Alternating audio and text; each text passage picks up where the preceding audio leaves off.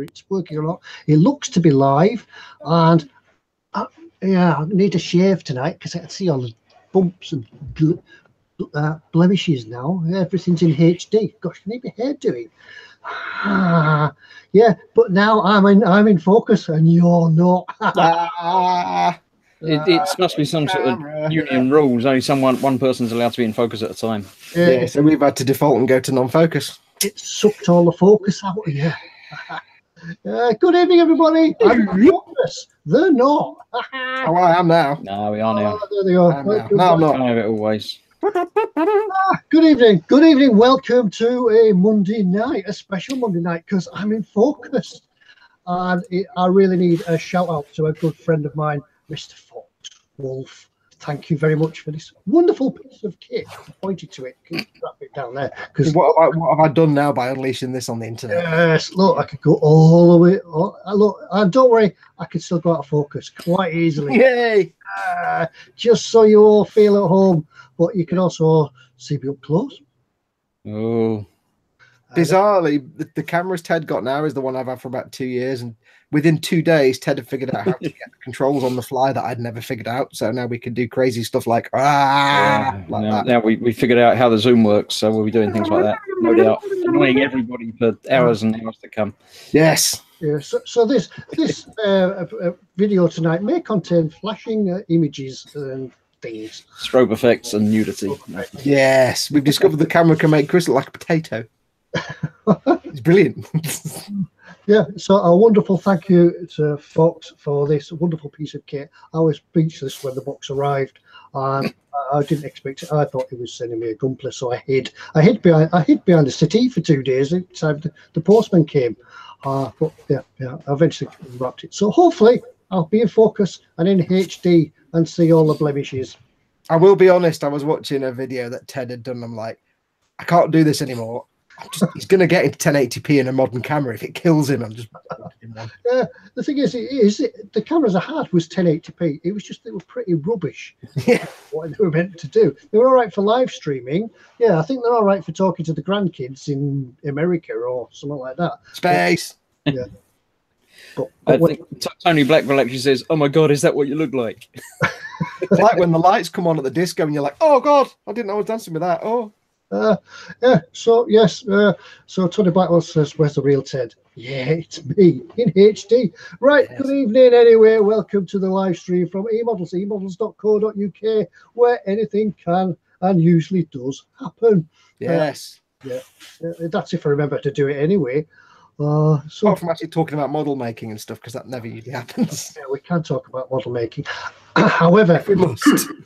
However, I must bring up a subject of something that we used to have in the 70s that I saw online ages ago, but that'll come later. So, Paul at Glued to the Sprue says it's not the camera that makes Chris look like a potato. Oh, thank you. After we're especially nice to him this week as well. I don't know. So before we go, well, let's have a run around the room and see what everybody's been doing this week. Because I usually before you do, Ted, to answer a couple of people's questions, Ted isn't that pale. He just hasn't fully got the hang of all the different settings on the camera yet. Yeah, should put a bit of colour in. Yeah, go on, give yourself a little bit of colour there, Ted. Hang on, where am I at? Don't press that button. The other button.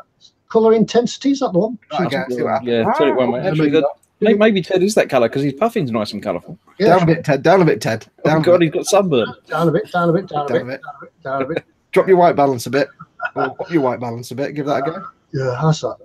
Oh, it's even worse. Yeah, right. Yeah. No, I know I can do it. Yeah.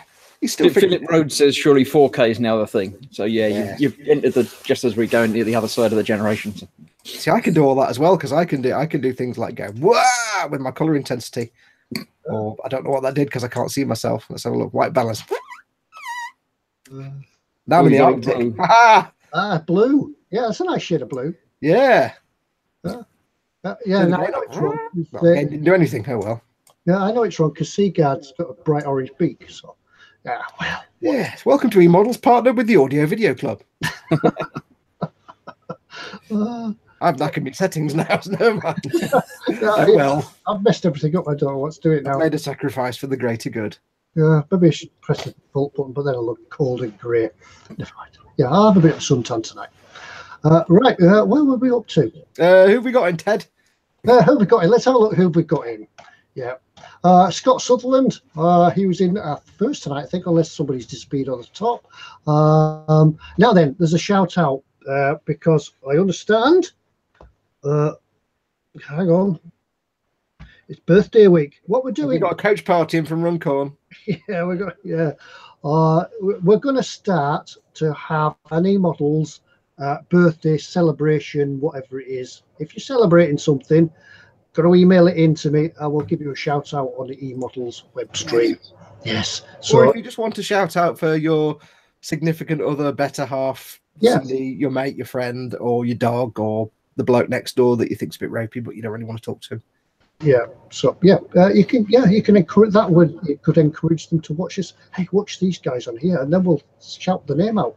And if you send us cake, we can eat it live on air. We will accept cake for shout outs. Yeah, you can send us stuff for shout outs. If you want a shout out, you can bribe us. Ted at eModels.co.uk. Email him cake at this address. Yeah, shove cake down the tubes. No, that's your job, Ted, when you get the cake. Yeah.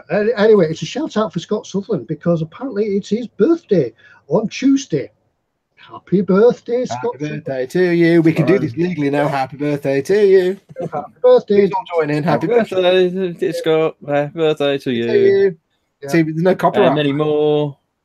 Yeah. And many more. And send us the cake. Yes. Yeah. Blow the candles out first before you send it through the post, though, or they complain. Carrying on down anyway. It's Scott Sutherland. Good evening to you, Phil Kett. Glued to the sprue. Lord Barclay III. Simond. Griff MJ. Good evening. Yes, he was earlier this week. Mike Mountain. There's another shout out on eModels. Shout out to the great Mike Mountain. Shout out. Happy birthday to you. Happy birthday. Happy birthday to you. Happy birthday to Mike. Happy birthday to you. We have to work on our coordination with the singing, don't we? Yeah, we're much too close together. Yeah. Yep. And it's his birthday on Wednesday. Doesn't say how old he is. Might want to keep that a little bit quiet. 23, 24, something like that. He's due to retire soon, so there's a clue. 26. 13. Yeah. So we're carrying on down. Matty's Metal Detecting South Wales. I love that. It gives a clue to what he might like doing. He's a plumber. We've discussed that. Plumber in obviously. Mr. Lawson, Zadster, Wayne Hayward, Matthew Birtles, Drum 13, Seymour Bobbington. Alex Stroom. How am I doing with the pronunciation so far? All right, because they've all been normal words so far. Tony Blackwell, Joanna Hammond, Andy B67. Zadster says he's gone out of focus now. Glued to the sprue. Put Chris back out of focus, please. Rusty Custom Models, Dave Weatherback. Yeah, we've had him. Ed Math, Steve Whittaker, Sprue Glue Addict, Sprue's Workshop, and on and on and on. I do apologise if we don't. Kenneth M says Ted's so pale. Not now. Red, very red. I've just got to do this. I've just got to do this for Smoo because he just put something in the chat that we were actually doing before we went live. So I've got to do this for Smoo. Gordon's alive. I was actually doing that before we went live, ironically. Mike actually says my week is complete and he's 65 or going to be 65. So he's not unhappy for the world to know. Yeah. So remember, if you want a shout out, or your significant other, Ted at eModels.co.uk, and we'll give you a grand eModels shout out. Yes. Or if you or somebody else, then that'll get really confusing, but still mail him anyway. So Spoo said Ted's focus might be out. I'll start again. Ted might be in focus, but he's already go out of sync with his mouth. Is it? That might be you, Smoo, because it's okay at this end. It's either you or the gin. Yeah. Most if likely it's the gin. The rest of it, are the box still in sync, or are we out of sync as well? We might be badly dubbed. Everybody's in sync at my end. Oh well. Michael Jackman is back. He said anything important while he was cruising the Med. Yes, moving on. So welcome back. Nice to see you made it. We gave away like loads of Dora kits last week and stuff. So you missed all that. You could have won, but never mind. Yeah, Mike Marley said he'll be watching from Orkney next week. Oh yeah, because he's going to visit Scott, isn't he? Oh right, yeah. Joint viewing. Yeah. Make sure to bring back an illegal amount of Orkney fudge, Orcadian fudge. Yeah, and whiskey. Single malt whiskies. Now we have got some questions come through in capital letters. So before we get going, just a reminder, of course, that we depend on your questions and comments in the live chat to give us something to talk about for the next 2.5 hours. If you're watching this anywhere other than on the YouTube page itself, for example, on emodels.co.uk/live, then you won't be able to see the chat. Also, if you're on some kind of mobile devices, all you need to do if you want to join the chat is hit the little YouTube icon at the bottom right of the video player, and that will take you to the YouTube page where you can see all the live chat and join in, because we do have a good laugh with the people in chat and they all look after each other. Don't forget, if you're in chat, if you want to ask us a question, put it in big fat capital letters so we can spot it. Chris, as ever, will be your chat dolly, taking care of the chat tonight. And if you wish to, there is a super chat option, the little dollar sign under the chat window. If you want to click on that, it'll put your comment in a big fat blue, pink or red box, and we can't possibly miss it. Yeah, that's my usual weekly speech done. Yeah, you should record that and just press play and there you go. We'll put some music behind it. Right. Well, wait. Oh yeah, we're going to do the questions. We had a question. Paul Davey asks recommendation for hobby lights with magnification. Now it's already been mentioned in chat. I don't know if people are asking if he wants a visor with a light or something sort of bench based that's got a big magnification thing and lights around it, but I don't know any of them. Well, maybe personally, I had one of those lights, circular lights with a magnifier in the middle of it. It wasn't the round light; it was just a tungsten bulb with it, and I was never a fan of them really. I found it a lot better to have decent light in the room, maybe an angle poise each side, and if you wanted to magnify something, then use an optivisor like that thing hanging on the wall behind us. I'm the same as Ted, because this light here that's above me is actually an angle poise circular light with the glass bit in the middle, so you can look through and be like, ooh. And I got that, and I quickly found that what happens, because it's a tube, it's a bulb. What happens is you get the light there, and you can see, but it gets really, really hot, and in the summer it really sucks. So I just use a drop down visor. Yeah, and I now actually just use that lamp purely to mount the camera on. So the trouble with having a fixed bench magnification is it's great for that particular spot that you're focused on. But if you move it to one side a little bit or move your head to one side a little bit, it's all out of focus. You can't see it anymore. You're fixed to working in that one exact place. So eye magnification is going to be better, and as you say, better lighting everywhere, I think. Yeah, especially if you're like looking at the model and you're referring to instructions, or you've got, say, your iPad open with some reference material on, or you're looking up somewhere else, because then you can just flip the visor up and look like that. You're not having to kind of move this big lamp out the way and then. But the other thing is, like I say, the desk lamp things, they get really hot. If they're not LEDs, they get really warm and hot. That's why I only ever use it for when I'm doing these live streams. Yep, that's the same way. Yeah, that's right. I did. Senstor just says Chris's beard is growing quickly. Well, it's got foxes it's inspired by. Yeah. So, yeah. It might have been gone last week, but it's on its way back. It won't live. Yeah, we're going to get a lot of that tonight. We apologise in advance for. Yes. What other questions do we have, Christoph? Because we had a load right at the start. We do. We have Jamie Bone says, "Hi guys, quick question. What is the best model aluminum paint to use for the body colour of the Airfix 148 Hawker Hurricane Mark 1 Tropical?" Oh, you mean if it's unpainted? Aluminum, yeah. As if it's an unpainted plane, or is it? As much as I know now, but yeah. I assume body colour is going to be probably unpainted if it's bare metal. If he's asking about it, so you can do a lot. You can't. Well, I would say you can't go wrong if you go for the. I really love the Vallejo metal color paints. The Duraluminium is a bit shiny to be like bare metal for a plane. But I love, if you're using it as a paint, I love the Vallejo metal colors.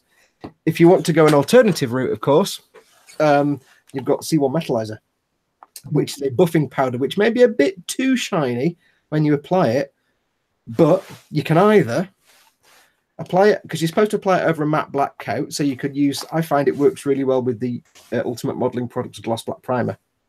You can put it over the gloss black primer and you get a nice reflective silver coat. Dead easy. Slap it on, buff it off. Or you can put it over a matte black coat and it'll be a little less shiny, a bit more dull aluminium. Or you can put it on and then apply a gloss varnish over it, and that will just dull the shine a little bit and it'll give it.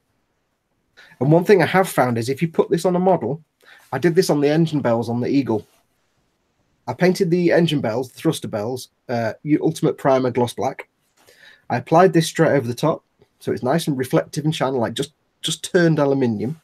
And then I took some Ammo by Mig enamel streaking grime, and I got a fine brush, and I just ran it round the edges of all the raised bits of the engine. Gave it 10 minutes, and I got a dry cotton bud, and I rubbed it off, just like you're doing a pin wash. But what happened was the enamel paint, after about 10 minutes, had just started to eat into the C1 metallizer a little bit. So when you rubbed it off, you had this nice variation between the clean, shiny bits and the bits where the wash had been that was just ever so slightly duller and a little bit stained. And it just gave this real tarnished aluminium look. So try it on something else first. But if you want that real kind of slightly used aluminium, give it a try with the C1 over a gloss black primer, and then a pin wash of an enamel weathering product like streaking grime or engine grime, and rub most of it off just to give it a little bit of shading, but also that kind of worn and clean variation. It worked. I was quite surprised. It came out looking mint. Yeah. So yeah, give it dead easy as well. Dead easy. Yeah, very messy. Great. James Chapman just mentioned that if you're struggling to get those, Jamie, they are available from eModels, but Humbrol used. Well, they still do some nice matte coat colours, including aluminium. But the best we found, haven't we, that the best way to apply the metal paints is to actually spray them, because you've come yes, yeah. I mean the Vallejo metals are actually unique in that they can be brushed on quite nicely, but you're never going to get a really smooth coat, unlike when you spray them on. If you airbrush them on, it'll be nice and smooth. The Vallejo ones, I keep wanting to say AK. The Vallejo ones, I've got a really super fine pigment. So unlike Tamiya metallics, which go on like all kind of speckly and because they've got really massive metal flakes, the Vallejo stuff is really fine pigment. So when it goes on, it's beautifully smooth. It's absolutely incredible stuff. And they do all different colors like burnt iron, duraluminium, aluminium, flat aluminium, polished steel, all different colors. There's loads of different colors. Check them out. They are really, really nice paints, and they're beautiful to brush as well. Yeah. So yeah, good. Hope you get on with that, Jamie. Actually, while we're on the Vallejo paints, Bruce Richardson says, "What's the mix ratio for Vallejo model paint with thinners?" It depends on the Vallejo paint. I use the Model Air stuff, which is pre-thinned for airbrushes, so you really don't need to thin it very much at all, if at all.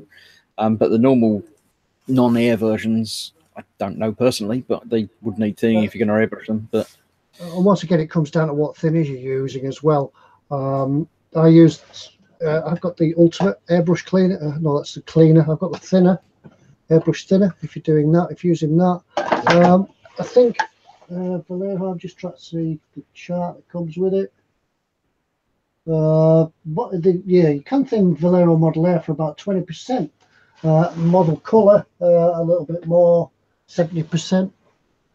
But yeah, just try it. Just try it and thin it until you get the right consistency of airbrush.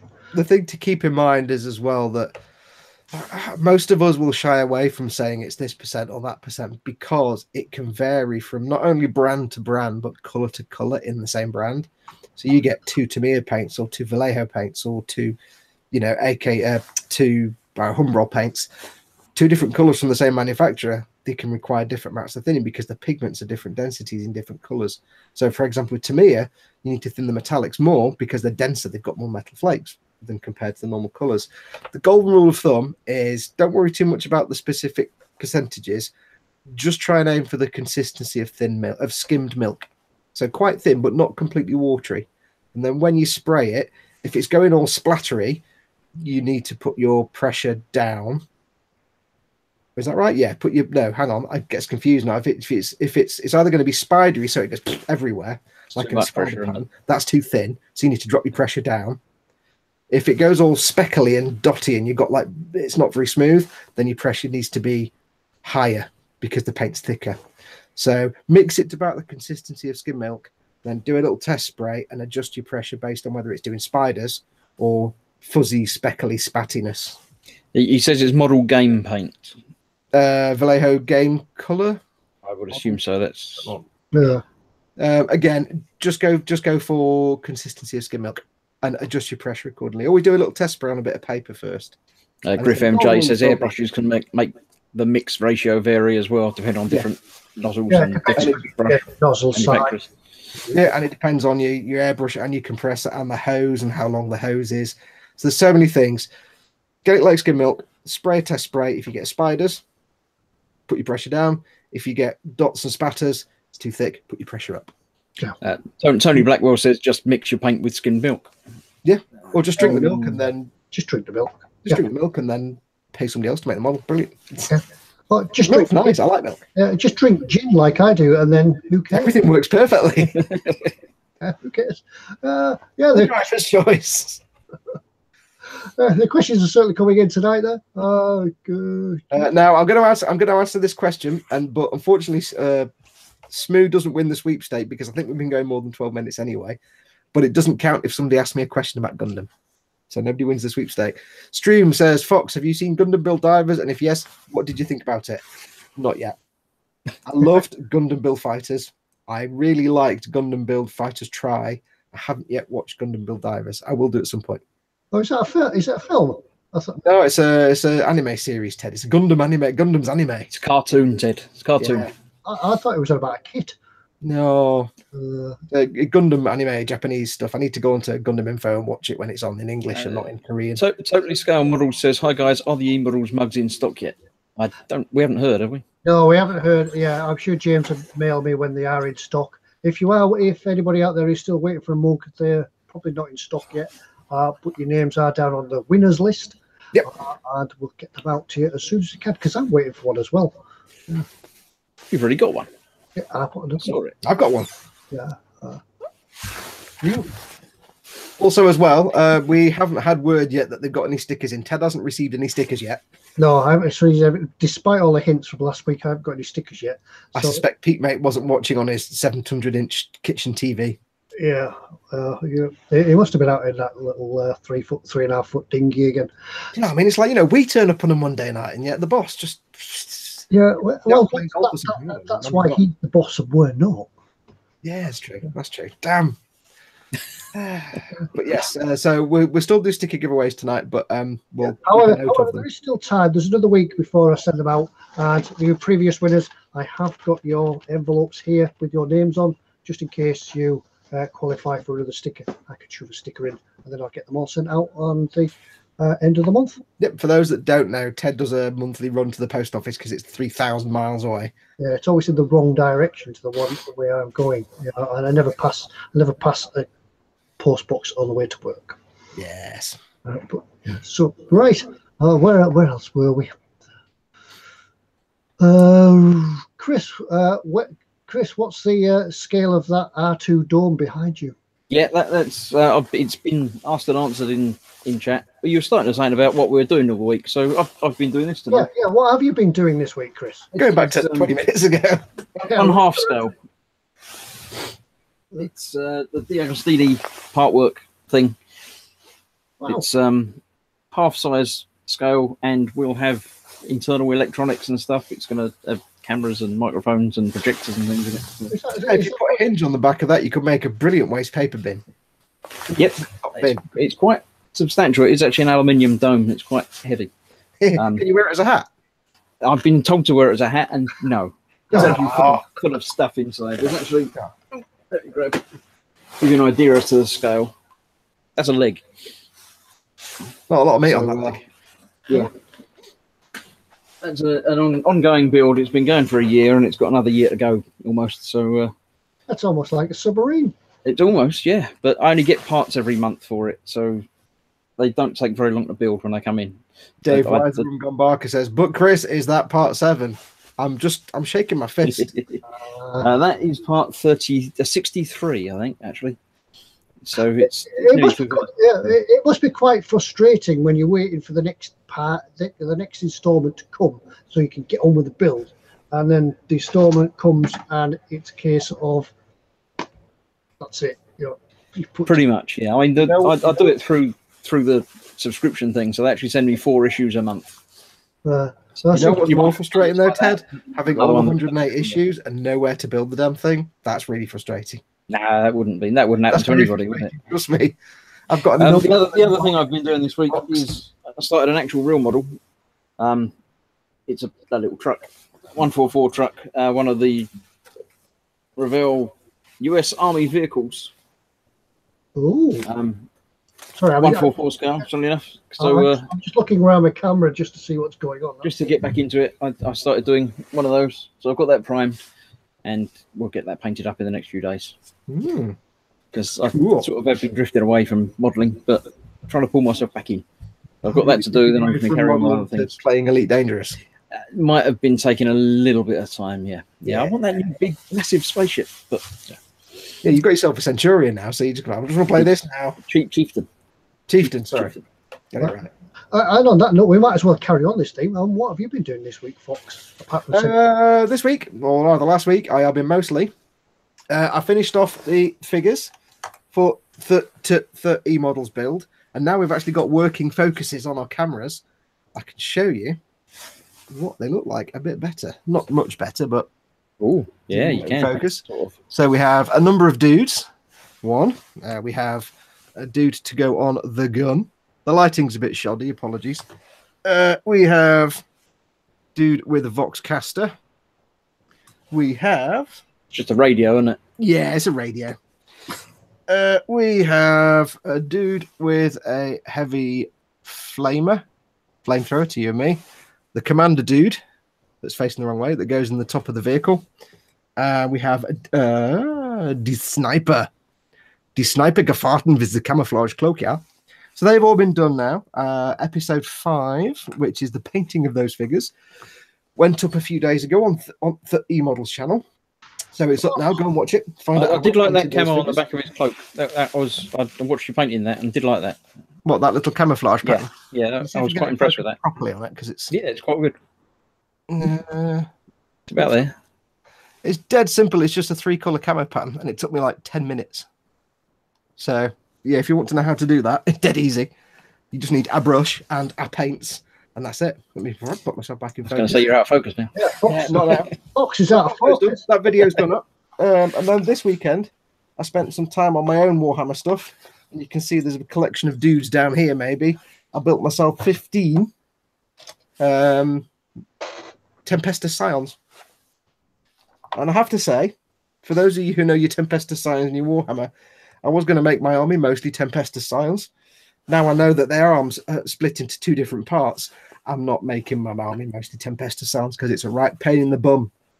So I've had to glue all the rifles. I've got to paint around the rifles now. So, yeah. So I've done that. This week I shall crack on again with the Skitter. And again, now I can do focus. I can give you a decent look at it. Hang on. Give you a decent look at this that you never get to see on the live stream. Can you zoom into bits of it as well? What I can do is, it's amazing, I can actually move it closer. So that's the Imperial Skitter as it is at the moment. I've got some last detail bits to paint on there, and I have some weatherings to do on it. I've got to paint all the Aquillas and things gold.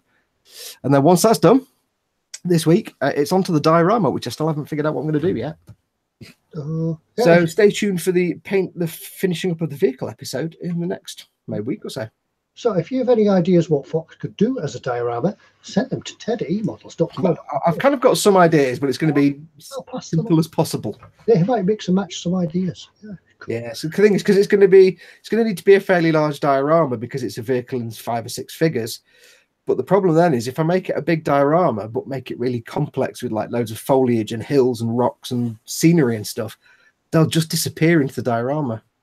So what I'm probably going to do is keep it nice and simple, just some simple flat terrain and textures and stuff, nothing too complicated, bit of mud texture maybe, nothing too complex. I want the focus to be the people in the vehicle, not the actual terrain. So I'll probably keep it fairly straightforward and simple as a diorama. I'm not going to go into like bits of buildings and ruins and stuff because it'll just lose all the figures.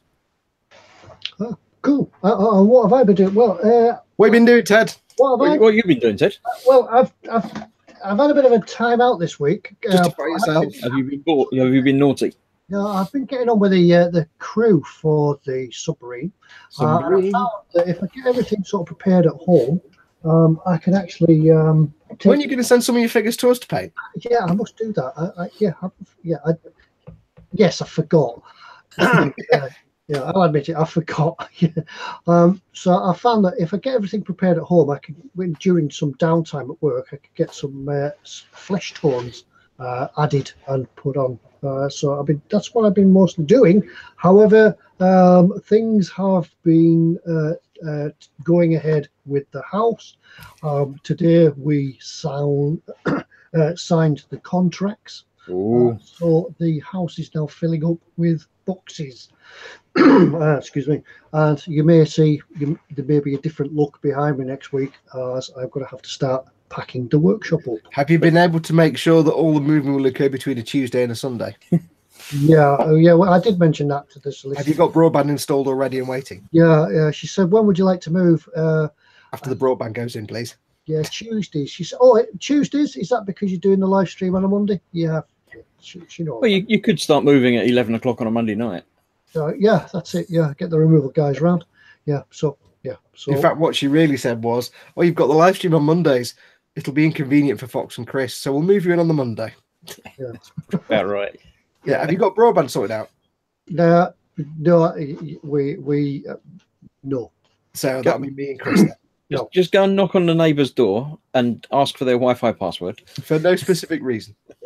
Yeah, I should be broadcasting from a car outside the new outside a Starbucks or something on your phone. Hello, I've got a signal here, so don't move. Yeah, so that's it. Right, yeah, that's what I've been doing this week. So yeah, watch this space because I might not be here. Now I'm in focus. I might not be here next week. Dave Wiseman Barker did say at one point about the diorama. He says, "Don't worry, Ted. Fox has got it sorted out because he's got Smooth Industries diorama kit." Yes, Dave sent me a load of diorama stuff, so I'll be using lots of that. I did notice on that as well. Somebody, Donald McKenzie, said he's building the 1/4 scale trumpeter, the Astute model at the moment. That's a submarine that we build here at home in Barrow. He says if you're going to get it, be prepared for lots of filling and sanding. Yeah, and also you've got to put a section in upside down as well, because that's what they did with the real thing. I'm just going to be back in a second because somebody's asked to see something, so I'm just going to go and get it. So back oh dear, not that again. I'm not going for a wee, don't worry. We're going to get taken off air if we do that. He's run away just when I was going to ask him a question that someone asked him, but he's gone now, so we'll have to wait. He's gone off for that. Okay. Yeah, Alan says, "My God, is that what Ted looks like in focus?" Yes, super sharp. Yeah, and I could. Hang on. Yeah, I could do this as well. Yep. I know you were talking about me because I went downstairs and Mum's watching on the iPad, so I can hear everything they say. Yeah. Well, Sergeant Bones had a question for you earlier. He said, "Fox, what colour would you use for the figure of a Jar Jar?" Ooh. What's the colour of death and destruction? And I don't know. I'd use invisible paint because it doesn't exist. Transparent paint. Invisibility colour. I would guess lots of earthy tones for Jar Jar. I do have a Jar Jar, 2 Jar Jars to paint. So, yes. Did you go off because of something that Stroom 13 said? Yes, he said. He just said, "Never mind, Fox." Oh. Stein Van Gemmert sent me a very nice care package this week with a million different things in it. He went to Japan and he got me loads of stuff, loads of like, there's a mixture of sort of Dutch sweeties and things, and there was some Japanese goodies in there as well, edibles and stroop waffles. But he sent me some Gunpla related stuff. And one of the things was an inflatable Dom head, which Ted won't know what that is. I don't know what that is. Oh, I didn't know what it was until I blew it up and I'm like, oh, it's the head of a Dom. It's a Rick Dom head, inflatable. It's kind of cool. I saw the inflatable bits and the colours and I thought it was going to be a Spider-Man. Nah, Spider-Man's, nah. And also, he sent me as well, I thought he just sent me a pool ball. And I was like, why did he send me a pool ball? But it's actually, for those amongst you who are like the Gunplas, it is. If I can get it open. I can't get it open now, can I? Oh. It is, if I can open it. Carry on. I'll be there in a minute. Get the Death Star back together. I can't find the hole now. What, is it a transformer? Is it a pool ball or is it a robot? Yeah. It is. Pool balls in disguise. Without me telescoping headset on. Hang on. You guys carry on. I'll be there in a minute. It's age getting to you. There you go. It is. Tony Blackwell said, is it a transformer? Yeah. Yes. It's a harrow. Oh, what? If anybody knows what a harrow is, it's a harrow. Harrow, that's just around the corner from here. Yeah. Hey, little robot, Mobile Suit Gundam, which is really sweet. Okay. I didn't realise till after I'd opened it. I'm like, oh, it's a harrow. Is that not Haribo? No, not Haribo. It's a harrow. Did you get the Death Star back together again? Yes. Good. I was like, I can't get it to work. It's worked. There you go. He also sent me he sent me some Gashapon kits, which are like a little Death Star about this big, which you open it up in half, and inside is a little tiny X-Wing kit all in pieces that you can put together. It's really sweet. He sent me loads of good stuff. So thank you to Stein for sending me that emergency care package of wonderful things. It was massive. Cool. Yeah, nice. Yeah. Well, you know where we live, so you can share the goodies out. Yeah, if there's any troops going from Japanese troops. He sent me some Japanese Kit Kat, the banana flavour. They're delightful. Zadster says Haribo is just around the corner from here, oddly enough. Haribo. They do some of the best jelly babies, apparently, according to Dave. I tried some of them. I wasn't so impressed. I don't know. I'm still not convinced. I've not tried any yet, but I can't believe Apparently, I've got the wrong ones. I got the ones that were two jelly babies holding hands. Yeah. Consensual jelly babies. Phil East asks, isn't Haro Japanese for hello? Hello. Yes. Joanna Hammond has an interesting question that sounds like a bad question. I think she did mention earlier that she had trouble with a kit, and I think we've just found out what the trouble is. She says, easiest way to fix a gloss coat that's onion peeled. Yeah, sorry about that. I don't know. Thankfully, I've not had it happen for any of my stuff. So it depends what it is. If it's onion peeled, it's just gone on too thick. And maybe you've done two thick coats and they've dried at different rates. So the onion peel it's to do with the surface tension, what's underneath. It's a bit like when paints dry at different rates when they're too thick. So what's underneath takes longer to dry, and you get the alligatoring. Onion peel similar. It's gone on too thick. If it's an acrylic varnish like Pledge, like you can remove Pledge with ammonia or something with ammonia in it, but of course that could potentially damage the paint underneath unless it's a lacquer. If it's an acrylic paint, it might affect that as well. If it's a lacquer varnish, so like a proper hardcore lacquer, the only real way to get rid of it is to wet sand. Yeah. Use very fine sanding paper and wet sand it smooth. Alan Fallon's recommended just wet sand with micromesh. Micromesh type. She says, and don't say strip the model. So Mike Mountain says strip the model. Yeah, I mean, if it's an acrylic varnish, if it was something like Pledge, you can sand it. You could very gently sand it and it would go matte, but you could wet sand it. But it's not like a lacquer, which is hardcore. Hardcore stuff you can wet sand, and that's what we do when we used to work on real life cars. You'd put your gloss sealant on, your gloss clear coat, and you wet sand it to get rid of all the imperfections, and you'd buff it back up again.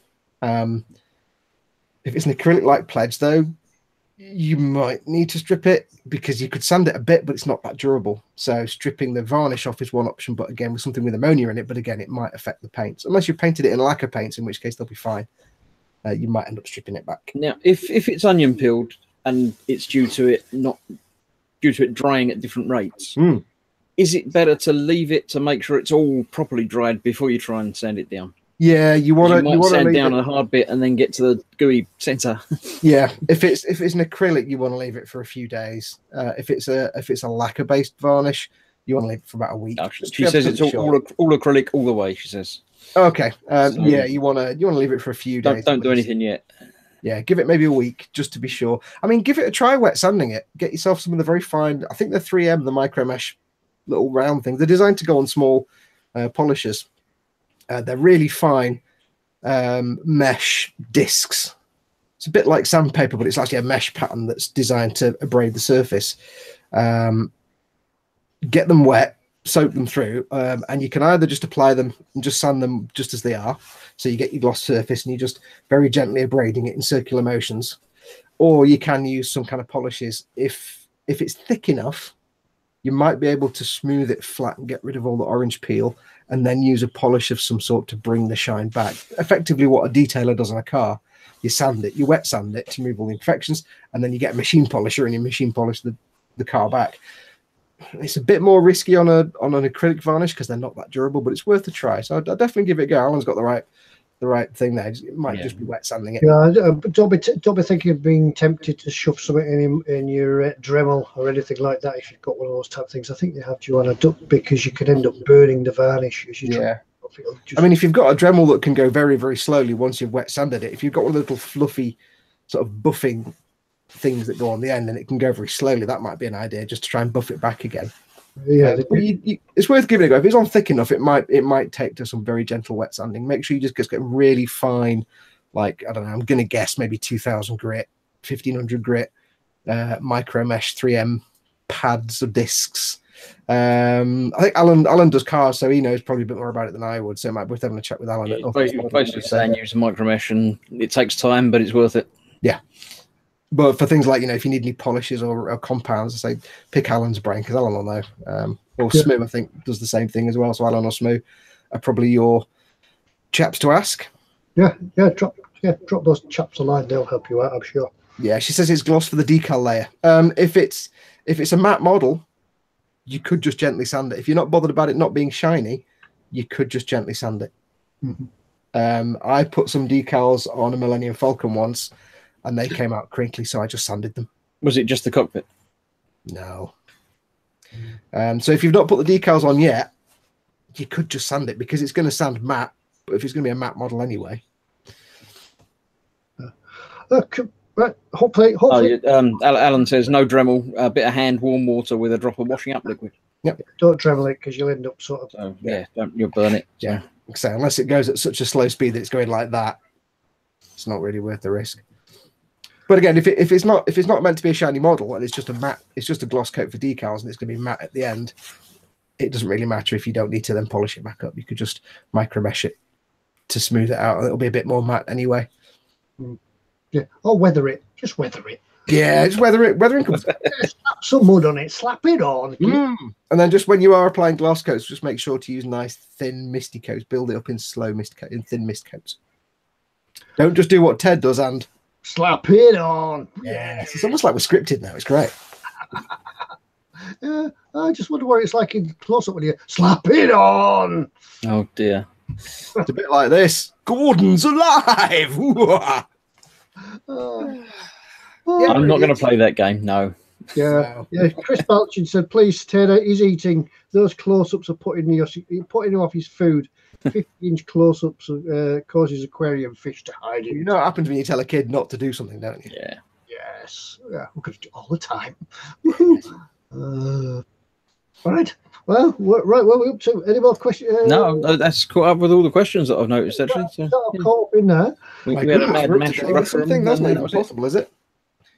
Right. I have to tell you, Ted, by the way, what? Starting to get to that time of year now where it's becoming impractical to wear this big, thick, heavy jacket every night. Yeah, we need to drop hints about T-shirts. T-shirts.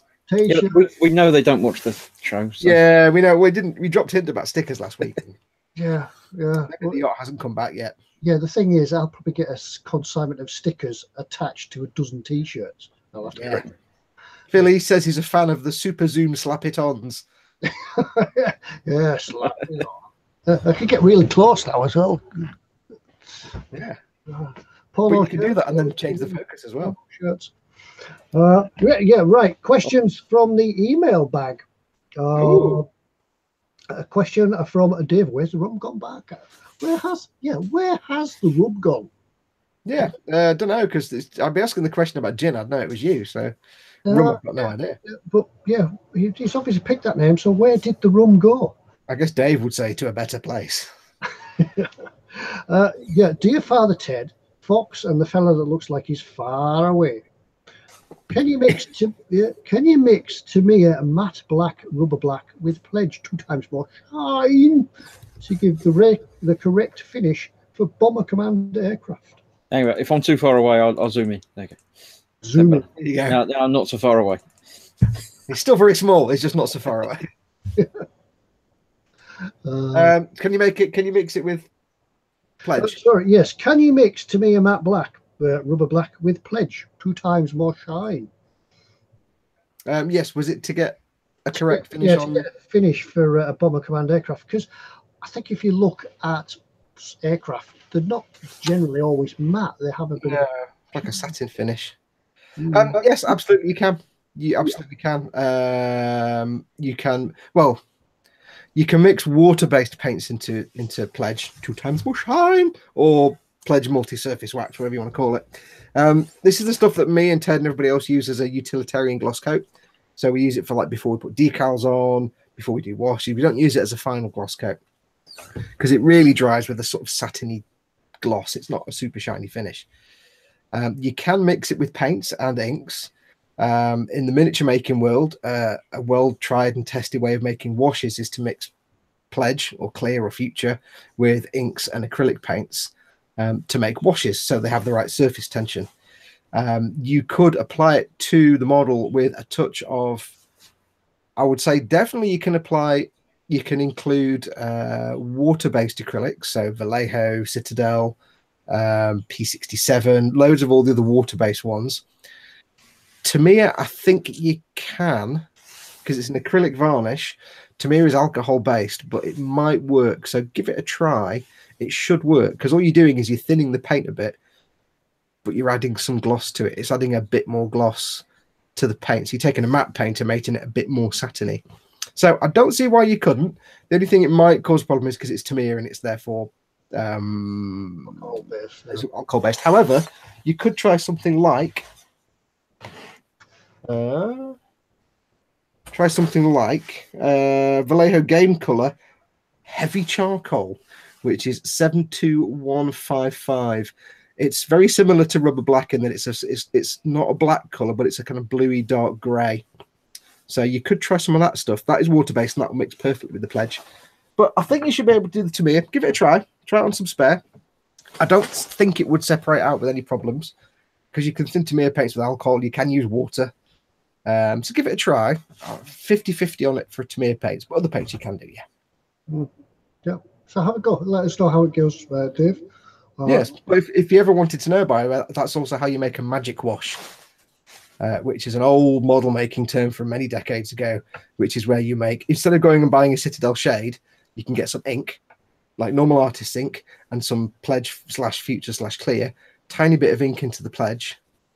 Because this is acrylic, if you thin an ink with water, there's a certain tipping point where there's too much water and it breaks apart the acrylic binders and it just goes wrong. It pools wrongly. It gives watermarks. It goes speckly.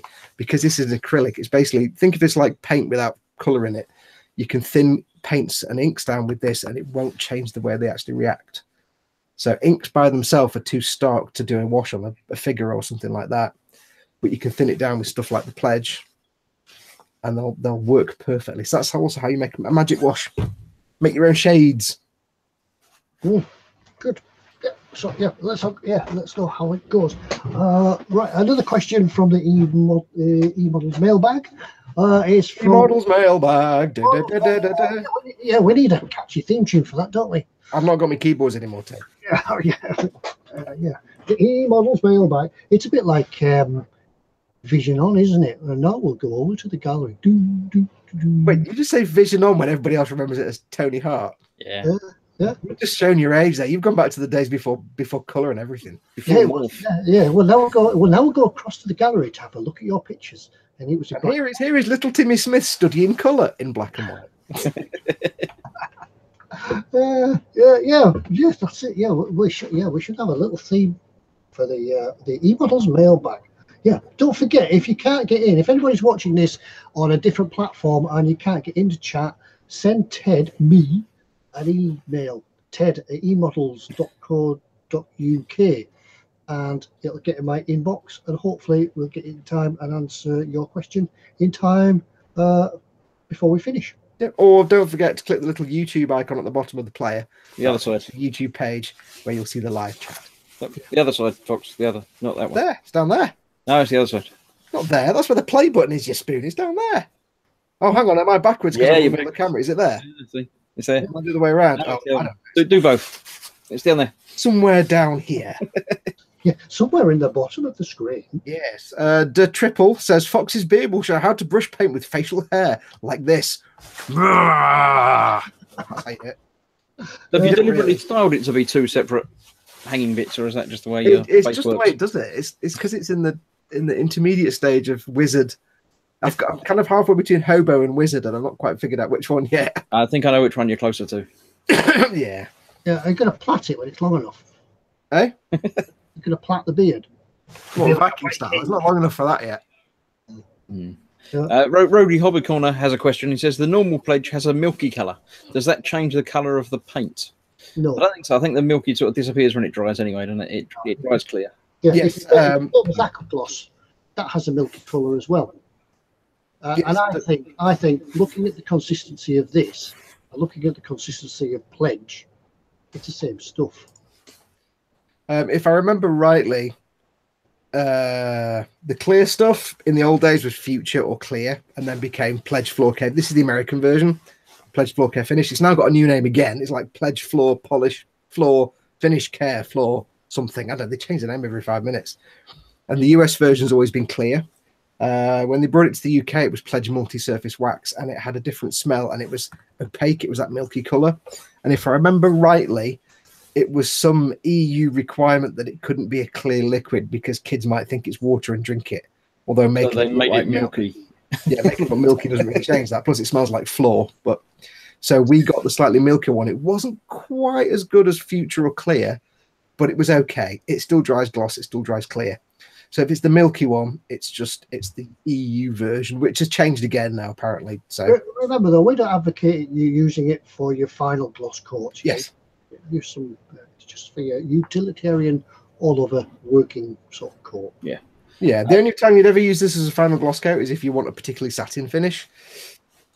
Because, you know, there's lots of model making varnishes that give you much better gloss. This is purely, you might want to make a glossy model, but when you're in the middle of doing it, you've got to do a gloss coat and decals and gloss coat. You could use your 13 or 14 quid bottle of Alclad Aqua Gloss, or you could use one of these bottles, which cost you like a £5, just for those intermediate coats that are just going to get lost over the matte varnish or anything else that goes at the top anyway, especially if you're making like military stuff that's not going to be shiny.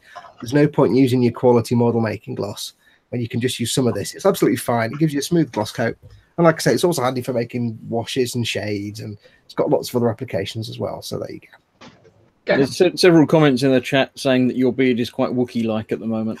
Yeah, somebody said, is it my beard or a Wookiee? It's getting to that point now where I've got to decide what to do with it. You could shave it off and start again. No, because that would just be, I don't know. I get the feeling that would be probably the most stressful thing I could ever do. You could shave half of it off. That'd be more stressful. It's weird now because it got to the point, it's gone from being spiky and now it's kind of soft and fluffy. And when I had really short hair, I'd sit there like rubbing the top of my head while I was watching TV. Now I sit there doing this, just going, it's kind of relaxing, just putzing with it. I'll stop zooming in now anyway. Try to go Bob Symes, that's all. Yeah, I've tried to do Bob Symes with a little pointy thing, but it's not going to happen. I haven't got the patience to use wax and not be able to drink coffee and stuff. So yeah, I think I guy used wax anyway. As all those beers of. Right. Dude. Okay. The Triple says something in German. I'll try. Yeah, and I read just saw that. I don't understand that either. it. That might be in relation to Frankie Goes to Hobby. We asked a little while earlier. Does anyone know a product in Germany which is working like Pledge? Oh, okay. The Triple says, ich hol mir immer einen recht günstige Acrylfinieres aus dem Bastelladen von Hobbyline. Ich glaube, einen 400mm Flasche, die man noch bisher verdunnen muss. Halt auch ewig. Apologies to any German viewers that Yes. we might have been abusive to, or I don't know. I get the impression it's probably not bad for an Englishman trying a German accent, but for a German... Yeah, but we don't know what you said either. Yeah, well, there is that. Right, yeah. Anyway. Ich spreche Deutsch nicht. Anyway, back to the eModels mailbag. Yeah. Fox, try a TK model of beard. Actually, I've got two questions on a similar sort of subject. One from Luke Lawser, who's considering the Life Colour Kriegsmarine set, and some of the colours are not used. So which ones should he buy them separately? And the other one is from Dave Barker. No, it's not. It's from Mike Mountain, who's going to build the submarine soon, and says, what was a paint set I used alongside the call-out colours? Alongside the colours that came in the set, came recommended for the set. I used these, which is the live colour Kriegsmarine 2. Oh, Ted froze. He always freezes on the Gormless pose as well. Kriegsmarine U-Boot-Waffe. U-Boot-Waffe. German Navy set, World War II. Available for eModels, the live colour. Yeah. Ted, you know you can focus on that now if you do your focus slider. I can focus on it when I forgot about that, didn't you? Yeah, but then he'll forget and he'll be out of focus and everyone will be happy. Yeah. Is that in focus? No, that's worse. No. There you go. There we go. There we go. There you go. There we go. He pulls it back. Yeah. I'll just leave it like that now, so I'll be out of focus. I feel it feels much better. It feels comfortable like this. You feel more. Yeah. I'm not as hard around the edges. Yeah. So you've got some natural contrast going I'll send you an email, Mike, just to confirm what they are, and if Luke is on as well, I'll send you an email just to describe what kit it is and what colours we used out of it. As you see, you might be you won't use all the colours, but it might be just as cheap to buy the kit as to buy the separate ones anyway. Don't forget, of course, you could just get like a cheap space shuttle kit, stick the booster rockets on the side of your submarine, paint it whatever colour you want, and make it a space U-boat, and that'd be brilliant because then you can use any colour you want. Yeah, do it any colour you want. Space U-boat. The general consensus is that Fox did quite well reading it out in German. Yeah. He actually said it was worth typing it all out in German to get you to read it. And someone has actually translated it and says, I always get a pretty cheap acrylic varnish from the hobby shop of Hobbyline. Believe a 400 milliliter bottle will have to dilute off a bit. Also lasts forever. In my defense, I must say, I usually can read German a bit better. It's just the screen's a long way away and I was struggling to see the actual text. When the Germans combine like 16 words into just one big long word, it gets a bit confusing. So, although I did learn this week a deep love for the way Germans name animals. Did you know that in German, a raccoon is a Waschbär, which is wash bear? Great name. I love that. Yeah. I think the Germans are brilliant language. Yeah. Yeah. Oh, Dave Barker is a bit confused. He says, "What's the world coming to?" When Shu Farts in bed has been watching on PC downstairs. She's actually watching the stream as well. So spreading our influence across the entire world. What she's waiting for is she's waiting for the what's in store so she could shout upstairs, "Don't you dare!" Yes, quite possibly. No, you know why? Because then she'll make a note of what's on, and then if it turns up at Dave's house, we'll get the blame. Yeah, we'll be getting messages on Facebook saying that's your fault. That is, and oh, sorry, Mom. Yeah. Speaking of what's in store, should we go and have a look at what's in store? No. Is it that time? Yes. The first hour. Just very quickly, Otto76 says Clear and Pledge are the same, I think. They're all the same. Clear, Pledge, and Future are all the same thing. They just changed the name over the years. Yeah. They just do it to confuse us. But they obviously haven't cottoned on to it's being used by model makers yet. Otherwise, they'll put the price up. Stream says, Ich liebe Rammstein. Aha. Vorsichtgranate. Don't forget to press the button, share the screen, lock your screen. Hang on, yeah, I've got to do all that. I was just thinking what to do. Oh, by the way, Ted, earlier on when you were saying something and you kind of went like this in your chair, you do realise you're not allowed to do that unless you've got the visual effect of the fade across to the flashback. I remember when I was a lad. You just kind of did that classic pose. Right. I'll lock it on me. Then I'll go across to. Hang on, no, what? I'll go across. I'm ready. There. No, I can't get rid of that one. Let's get rid of that one. Right, then I'll go across to there. Then I'll come back to here and I'll press. Where's it gone? I'll press screen share. Share the screen. Have you locked it to you as well, Ted? Ready to screen share. We'll screen share in a moment because this week we are going to do. Have you locked it? Yeah, what's in store? We're going to do a tenuous link to St. George.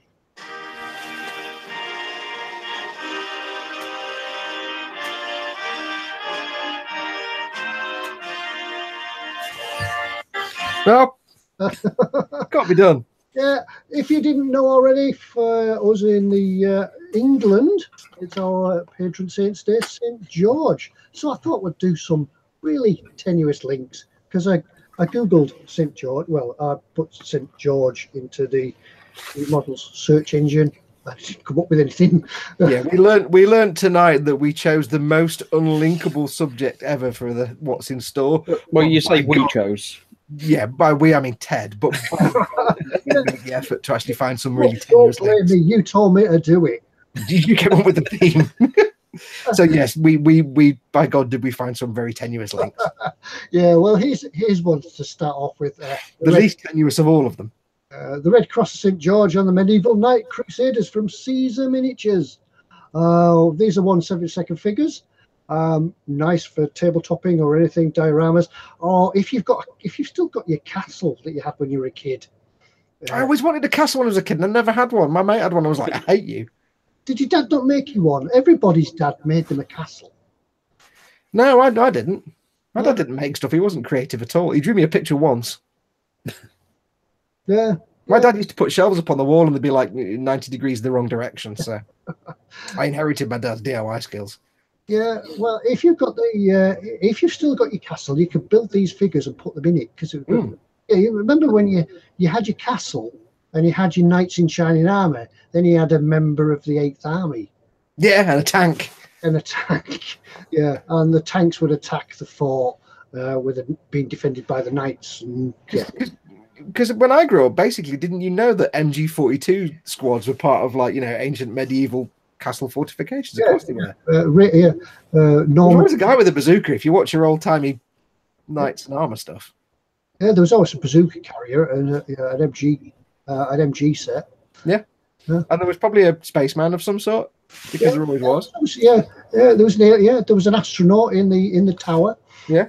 But the comments in chat are actually saying that he's actually the patron saint of so many countries. You could choose just about anything you like. Yeah, that's true. Oh well, we might get away with it. So and don't forget, of course, Ted, with all the knights and everything else, there was always a giant who looked just like Steve Austin. Yeah, towering giant above all the other people. And there was Action Man. Remember, there was Action Man. He was in there. But he was stood fairly close. He wasn't far away. And don't forget that bit of a beef sandwich that was always in the corner. And a dead ant. There's always a dead ant. And then you'd line all your soldiers up just ready to attack the fort, and the cat would walk in. Or you'd go off and have your tea, and then you'd never play with it again. Yeah, you can put that away now. It's tea time. Oh man! I actually found many years ago at the bottom of our garden, just to go off subject here, we've got a dilapidated old shed that's falling down. We've just left it because we've left that end of the garden wild for the creatures, and it's all just like bits of wood on the floor. And I found, bizarrely, in there was an old Hasbro Millennium Falcon toy that I had as a kid, and it was just half buried in the ground. And I was sitting there thinking, I obviously came out to play with it one day, and then came in for my tea, and then never returned. Why did I suddenly just never return? What happened on that day that meant I never went back to play with it? So it was found embedded in the ground as though it was crashed. Do you not think that really happened? Just oddly, all you could see sticking up from the ground was the cockpit. It was a portent of the future, clearly. Diorama ideas, yeah. Yeah. So anyway, yes, knights, whatever. What we talking about, Ted? Knights.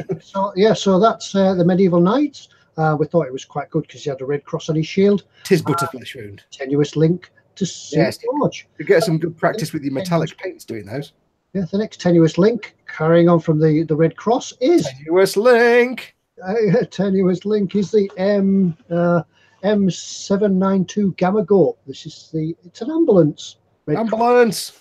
Because it's the Red Cross. Get the link. See, we told you these were tenuous. Very tenuous. It's going to get far worse than this. Yeah.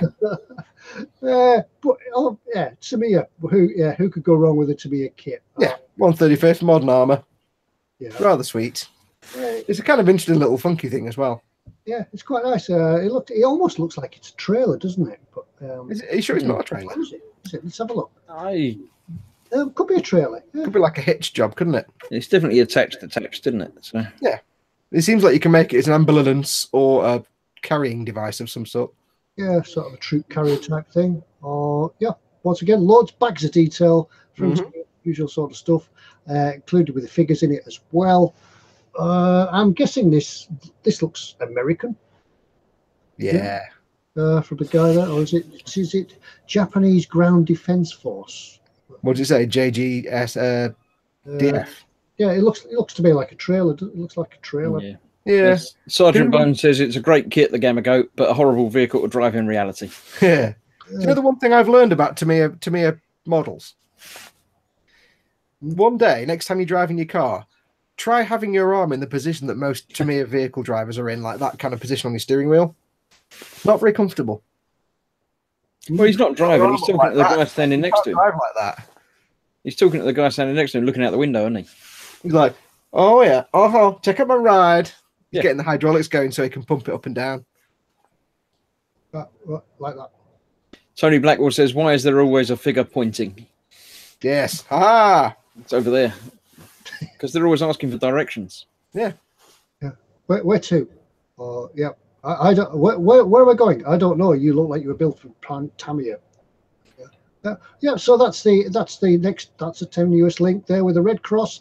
The M7962 Tamiya Gamma Goat ambulance truck from Tamiya, 135th scale.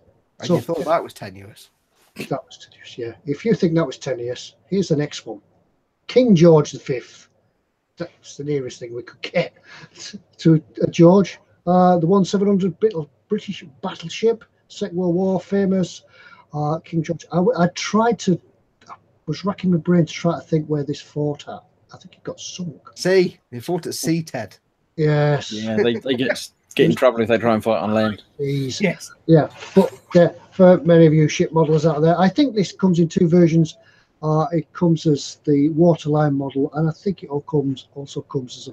Oh no, this is the waterline series. I was about to say, is it one of Tamiya's waterline series? Yeah, I didn't read. I should do my homework before we start these, but I never do. No, we don't do research and thinking. Yeah, we don't do research. Yeah, yeah. Otherwise, I'd have gone off and told you lots of details on the King George V battleship. It was actually a class of battleship. It was a King George. Joanna Hammond says it's one of the ships that chased down the Bismarck. That's probably where I think of it. But yeah, but it was just a tenuous link. St. George, King George. Okay.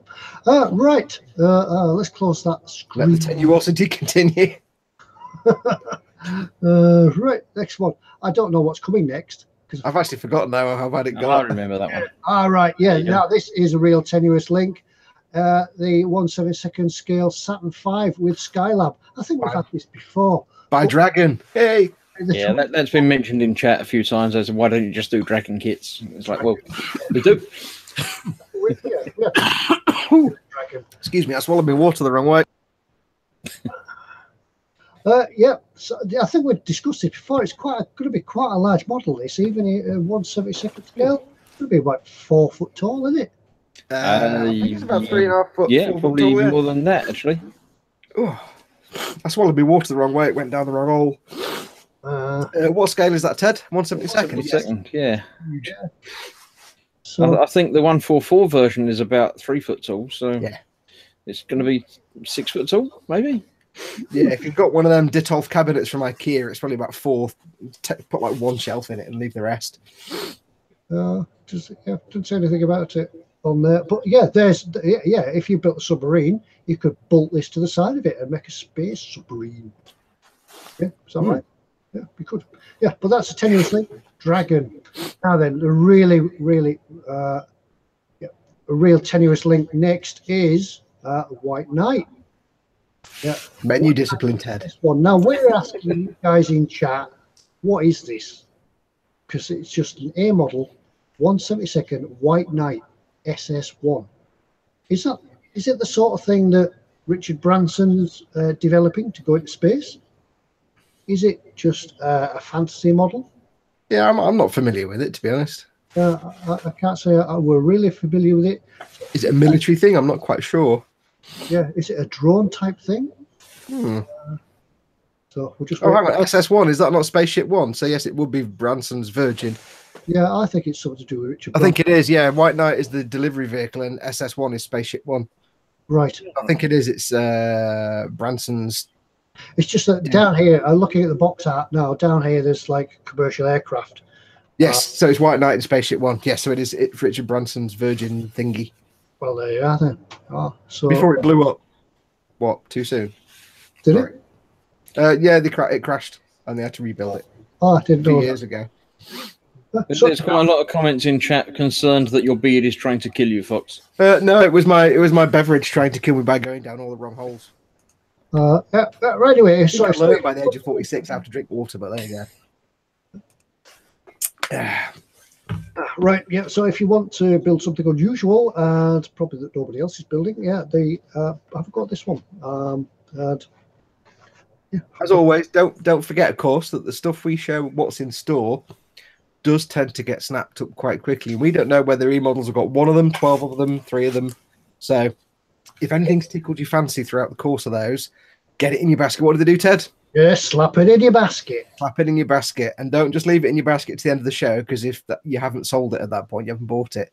It's not yours. Yeah, it's not yours till you check it out. Yes, if you want it, go grab it, check it out, and it's yours, obviously. Because we do find, and eModels tell us regularly, that when we show stuff online, by the time we finish the show, sometimes they've sold out. So if you fancy it, grab it. Grab it, slap it in your basket. And if you think all those links to St. George are tenuous, wait till you see what we're giving away this week. That is the most tenuous link to St. George and the Dragon and everything else. Should we give away till later on then to show the tenuous link later on, or should we do it now? Don't show it now, but I'm just saying they think those links were tenuous. Yeah, if you think those links were tenuous, this is really tenuous. The Tamiya overnight bag, overnight. Get it?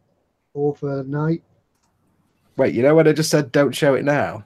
Yeah, I think he didn't hear the don't bit. Ah, right. Never mind. All right. Yeah. Well, this is what we're giving away this week. Yes, we'll give one of these away this week. Yes. Yeah. Well, might as well. Yeah. Yeah. They'll have forgotten the tenuous link thing by then anyway. So. Yeah. Yeah. So we'll get. Yeah. If you want to win a Tamiya overnight bag, you'll have to enter the competition that goes along with the YouTube video. And later on tonight, we'll tell you what. Later on in this stream, we'll tell you, or we'll think of something. We'll think of something between now and the end. Yeah. Yeah. You can win the St. George's Tamiya overnight bag. Zazda says over ... night. Exactly. That's how tenuous it is. That's exactly how tenuous it is. Full quality Tamiya bag. Handles. Yes, if you fancy anything that we've shown in store, go and grab it, because it might not be there in the next hour. Yep. So this stuff does sell out quite quick. Yeah. So that's it. Right. Come back to me now. Stop sharing. I really messed that up. Yeah. And look, come back and we're in focus. I know. Oh, I forgot to mention, by the way, at the head of the show, you may have noticed on the eModels page, they had an enormous Tamiya delivery last week. So if you're waiting to stock up on Tamiya goodness, do make sure to go and check it out on the website, because they've got basically a shipping container outside the store, outside the warehouse, full of Tamiya. So every time you order something, John has to go outside in the pouring down rain into the shipping container and grab it. So yeah, they've just had a massive delivery. So if you've been waiting on some Tamiya goodness, either tools or kits or paints or whatever, go and check it out, because what you're after might be back in stock. Yeah. Alan Northwest Modeler says, should have done a Knight Rider car kit. Yeah, we did look, but it was out of stock. Yes, that was one of the first things we thought of. We couldn't find one. They had some in as well. Last time we went, they had about 6 of them in a pile. So they obviously sold those. Yeah, they were. Yeah. So, yeah. Trust me, we plumbed all the depths for the links to the word knight, dragon. Hang on, weren't we doing something with matchsticks and camels and something?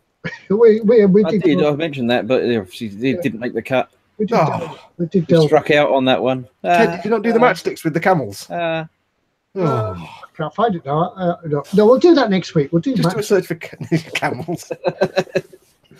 Yeah, here you are. Here's Michael Jacobman's pizza's arrived. What's on your pizza?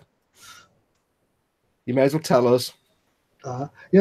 Just while we're going back to the questions, because we've got another one that's coming to the eModels email mailbag. Chris Balchin, he's heard that pledge is good for dipping canopies. Is that right? Of course. Yes. Well, things you could do with it. If it's the Pledge multi-surface wax, the cloudy stuff in the UK, it's not quite as good as the American stuff, Pledge 4 Clear Finish, which now has a new name, and I think Joanna or Chandra or somebody who might be in chat. I know Joanna's in chat. I think it might be Chandra actually found out what the new one in America's called. So if you get this, you have to get it imported from the US. It's okay, but it's not as good as the clear stuff. So if you want to dip that, it's that stuff you want. There is also an AK product called, I think it's Gauzy, but I can't remember if Gauzy is the airbrush gloss varnish. They've got 2 gloss varnish products. One is for spraying as a gloss, and one is for literally, it's a big pot and you're supposed to design to be dip things in. I don't think it's called Gauzy, but one of them is called Gauzy. It's the AK Interactive Gloss Varnish. But yes, it's fine. Joanna's just said revive it. Is that the new name of the thing? Might be. They change the name every 5 minutes. The other thing you can do, if you want to do a tinted canopy, say you want your canopy to have, say, a slight green tint or a slight yellow tint. This is where it gets clever, you see. Get yourself your, if you've got the original Future or Clear, they're fine. If you've got this stuff that's clear, it's fine. You can add the tiniest drop of food colouring, like yellow or green, and it will tint the canopy as well, tint your clear parts. There you go, you see. Just add it into the pot of clear gloss, dip your canopy in. And the reason it works so well with the Pledge is because of the way the Pledge self-levels. Not all gloss varnishes do it. That's why not all gloss varnishes are good for dipping. The Pledge stuff itself has this beautiful way of self-leveling really nicely, and that's why if you've got a canopy part and it's got loads of tiny micro scratches and scuffs on it, sometimes just dipping it, it will self-level across the canopy perfectly clear and smooth, and it will also fill in all the little micro scratches. So you can often get a canopy that looks like absolute gash, dip it, leave it to dry, and it will come out crystal clear. So it can be wonderful stuff, but get a few spare old clear canopy parts to practice it a few times first, because it does take a little bit of practice. Right. Sorry. So I've just clicked the wrong button. I've lost my webcam control. Didn't click the wrong button. Right. I think in Germany it's called Clear, K-L-I-R. I think. There's a few different names. It's got different names in every country, and they change the name every 5 minutes. Okay, right. Yeah, well, just one thing about dipping the canopies. When you dip them, just put them on some kitchen paper just to let them drip off, let them settle on its own. Yeah, I find if you get your clear part, leave a little bit of spray on the clear part so you can get it in some reverse grip tweezers so they just stay gripped to it. Dip it in slowly, pull it out slowly so you don't get air bubbles. Piece of kitchen roll, place it on the kitchen roll, just touch the corner so it wicks off any excess. And I usually have a cocktail stick so I can rest one corner on the cocktail stick so it just sits like that over the tissue. So there's a slight gap so air can circulate. Cover it up because it will be a dust magnet. Cover it up and leave it for 24 hours. Come back and you'll have this beautifully glassy looking clear part. David McKee's got a modelling question. He says, I've just finished my... Brilliant. Awesome. And I'm hoping he's going to put the rest in later, so we'll come back to that. Sentence. The Triple says, I actually also gloss parts by dipping them in. You can gloss parts in, but I found sometimes if you gloss a fully painted part into the varnish, it can actually reactivate the acrylic paint. I found that with the ammo paints. If you use ammo by MIG acrylic paints and they're unprotected and you dip a part in, it can actually reactivate the paint a little bit. So watch for that.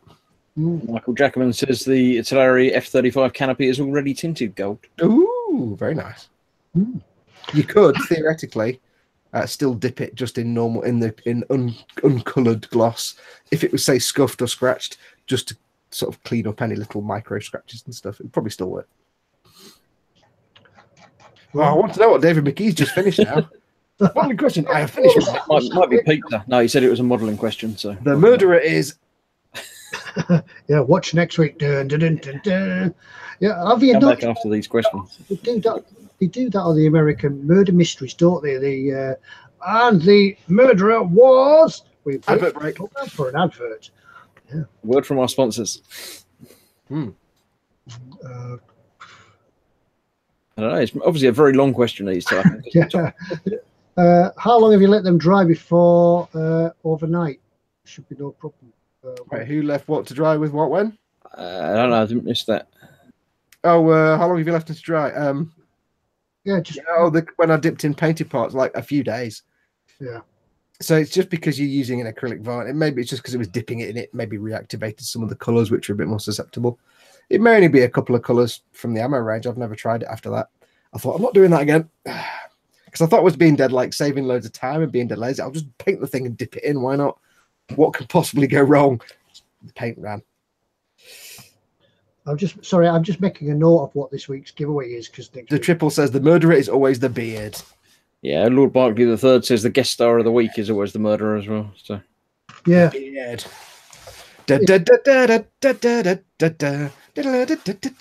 Yeah, Mum loves Murder, She Wrote. It's not a normal day if I'm not up here working, and from downstairs I can hear diddle diddle diddle diddle on the piano music from the titles. She must have looped around and watched them all 2 or 3 times by now. Yeah, but she loves it anyway. Yeah. There's only, I mean, to me, I can't watch it because it's too many enormous sideburns. I mean, shoulder pads. Mm. And whenever there's somebody who's Texan, they always wear a big 10-gallon hat. Doesn't matter who they are. It's terrible stuff. Don't think you could do a 10-gallon hat, no? Nah. But it's like, not everybody who comes from Texas has to wear cowboy boots and a 10-gallon hat and be like, well, I say, yeah, and the kind of like bootlace tie and stuff. But yeah, they do in that universe. Well, if they had anyone from London in it, they'd have an umbrella and a bowler hat, wouldn't they? Yeah, basically. In the Jessica Fletcher world, if you come from Texas, you have to have a bootlace tie, big white 10-gallon hat, a white jacket, jeans of some sort or slacks, and the cowboy boots. Northwest Modeler says, thanks, Fox. That tune will now be an earworm all night.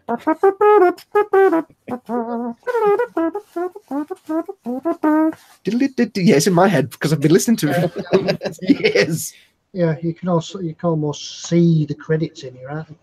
And bizarrely, I can hear myself downstairs on Mum's iPad singing it now. So I'm getting my own earworm back at me.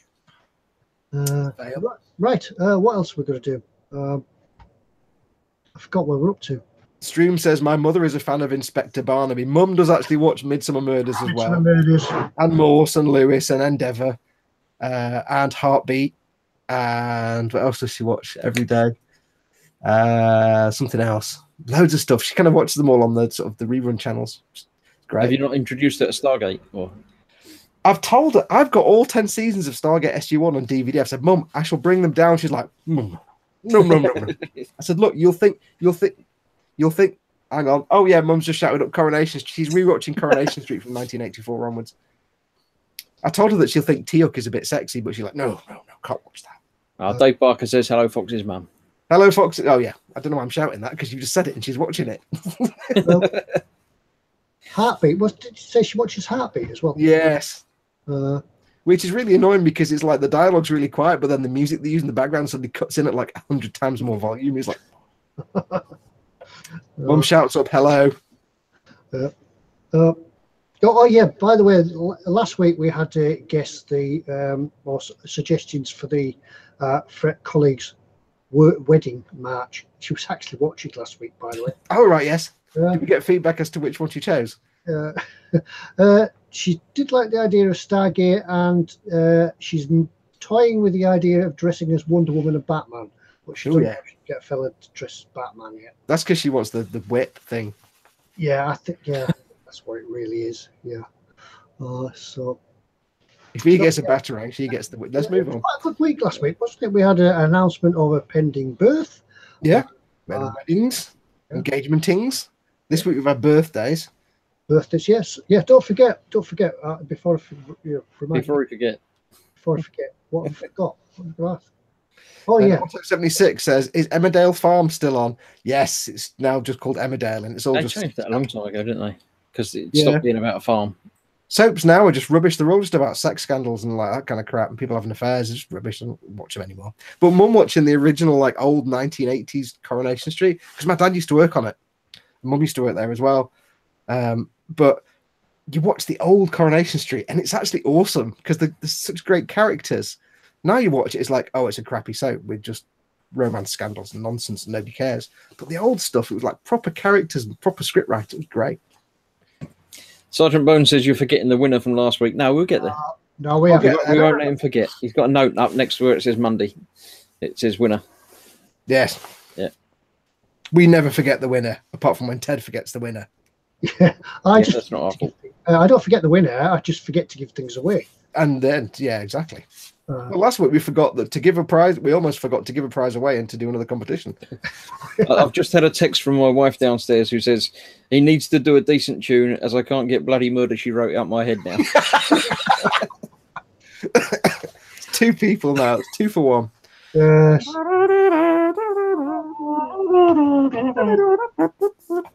Or the Benny Hill. That never sticks, that.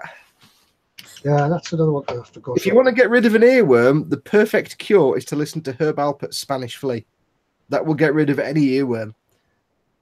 However, what I'm not mentioning is it only gets rid of any earworm because it's the worst earworm in the world, but it's more powerful than all other earworms. Is it more powerful than the Canadian national anthem? No, because nothing's more powerful than I can't do it. I'm not fast enough to get it playing.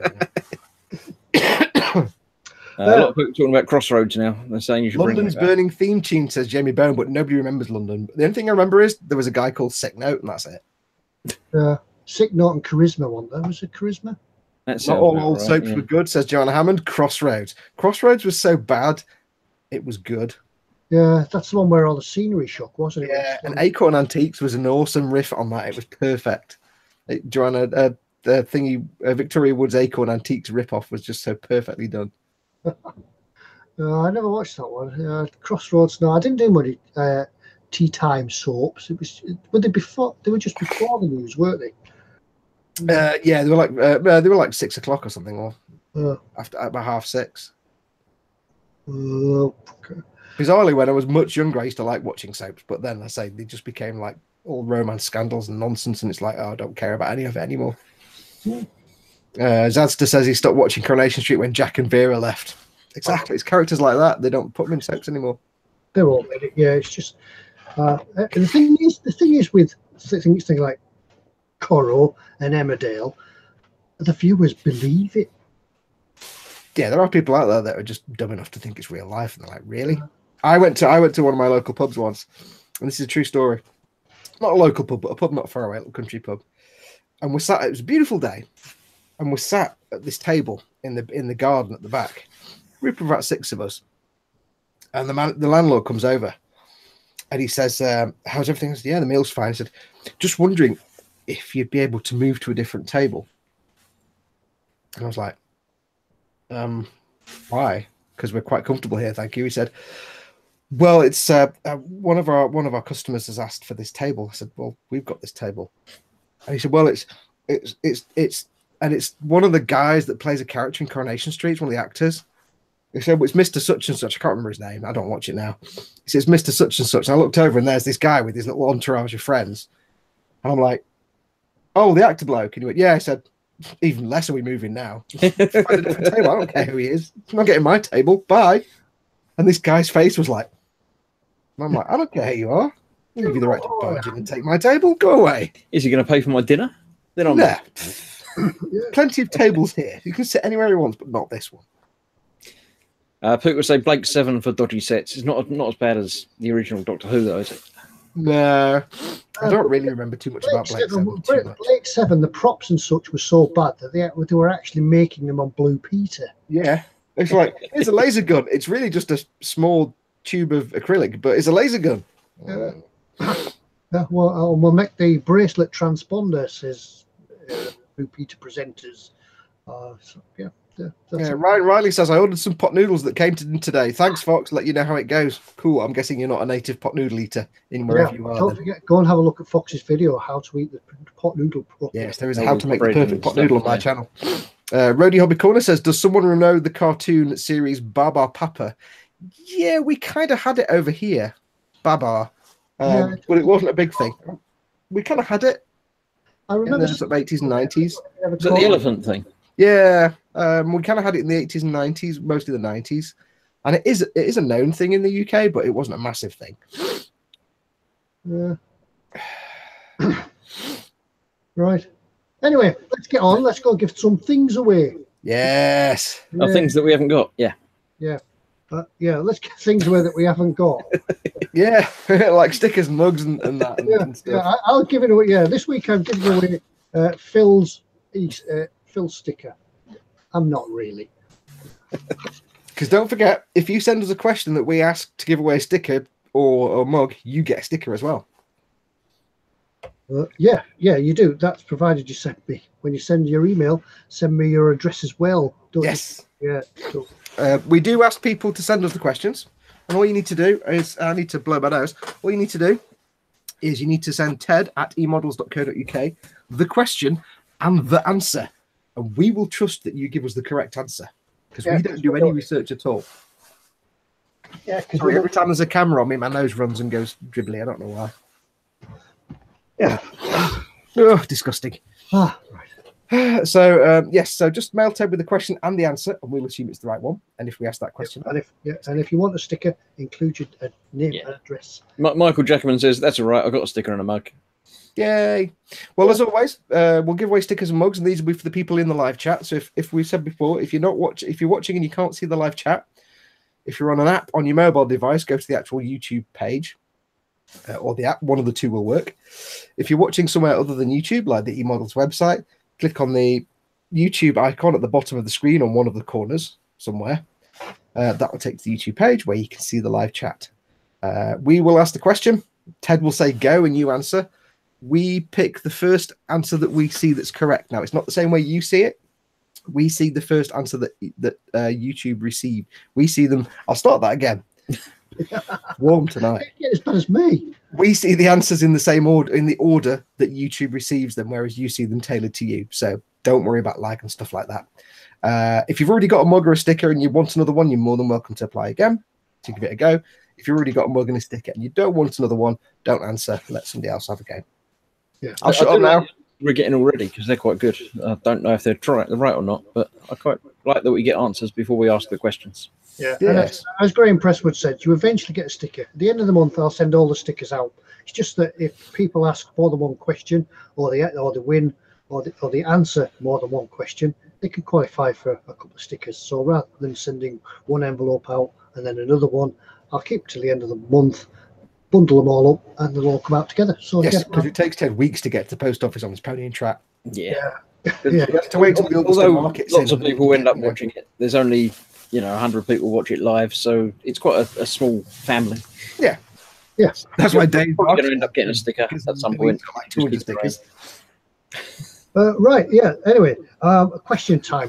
Question time for a sticker. Sticker. Sticker that we haven't got.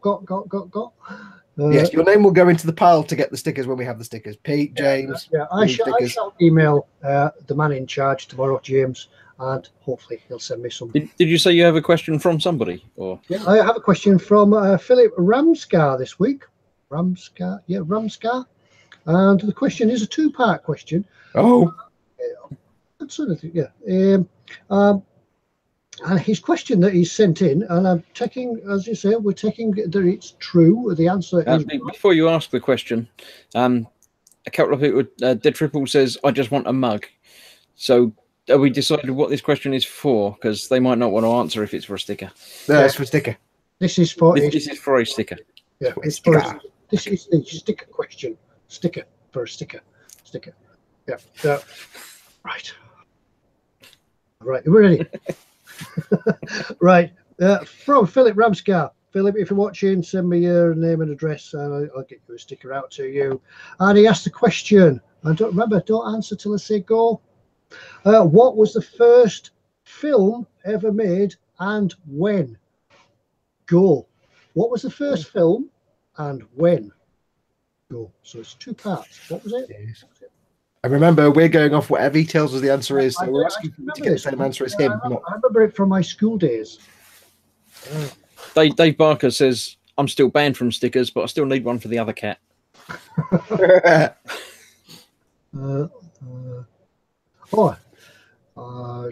Seymour Bob. Yeah. All right. That's Philip. Yes. It says, "Give your sticker away. You won it last week." All right. Okay, we've got a couple of people saying Roundhay Garden Seed 1888. No, Debbie Does Dallas 1971. Yeah, that. Entrée dans la gare de la Ciotat from Stroom. They all carry on something. Seems like they were that old. Yeah. No, that's not the answer that Phillips gave me. Roundhay Garden Seed. Are they in the right sort of ballpark with the age, or Journey to the Moon 1901? They'd say it was in the 1800s. A few people disturbingly have said Debbie Does Dallas in one form or another, which is kind of disturbing. Yeah. Cannonball Run, 1889. Oh, good try. Yeah, so it must be a Google. It must be a Google. There it is, Joanna Hammond, The Horse in Motion. Yes, it was that classic piece of film of the horse actually running along with the thing behind it. One of them, what you call it, whirligig things. What was it about? If I remember my history correctly, that was filmed purely as a method to determine whether a horse's feet left the ground at any time, so it was actually in the air without touching the ground, which it does. And they didn't know that for sure until that guy filmed it. Is that official now? Horses can fly. Yes, horses can fly. Yeah. Little wings and everything. Yeah, so Joanna Hammond wins a sticker. Friendship is magic. Joanna, I think I know you probably sent your address to me before, but I clear out all the emails. So if you just remind me of your address at ted@emodels.co.uk. Yeah, well, Data Protection Act, we're not allowed to store personal information. Yeah. Apart from our great brains, we can store nothing, so you're safe. Yeah, so just data protection covers pen and paper as well. So I have to destroy all these notes. You eat them, don't you? After when the camera goes off live. I put them all in the shredder. Yeah, it's all rice paper and edible ink. Or I feed the chicken, pecks them up for bedding. Which reminds me, the workshop floor is covered in chicken food because it's been in here. Dave says 1888, the Roundhay Garden scene shot in Leeds, West Yorkshire, England by Le Prince is credited as the first film. Don't forget, we go off the answer the person gave us, not the actual. May not necessarily be the correct answer. It's recorded at a groundbreaking 20 frames per second. So we haven't got... But Horse in Motion was 1878, so... Yeah. But yes, we go off the answer that the person sends to us. We assume that's correct. So we do no research. Yeah, Alan says, don't be a show-off, Dave. That's just copying off of Google. It's not quite showing off. Yeah, if you typed it all out by hand. If you started it with, actually, I'll think you'll find that, then we would have believed it. Barker, shut up and sit down. Fingers on lips. Right, thanks for that. And, kindly, we'll sort everybody out. Okay, mug time. Mug time. A coveted eModels mug, especially the gold edition. Gold edition mug. Hang on, no, there isn't a gold edition mug, but it's a special eModels limited edition mug. Limited edition, so limited they haven't got any. Yeah. And you know what goes through my head every time I see this mug? I'm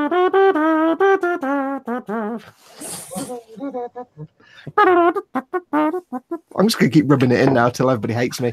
Can I get doxed or something? Dave Barker says, lol, I'm a rivet counter. You right.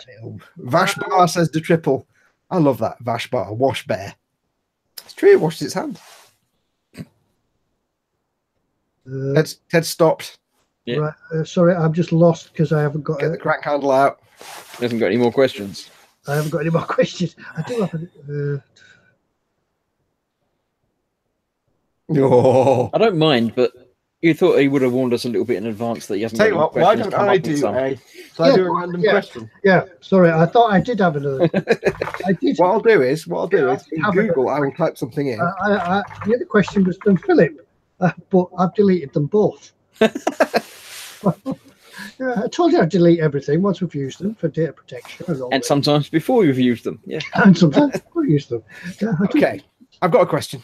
Question for an eModels mug. Question for a mug.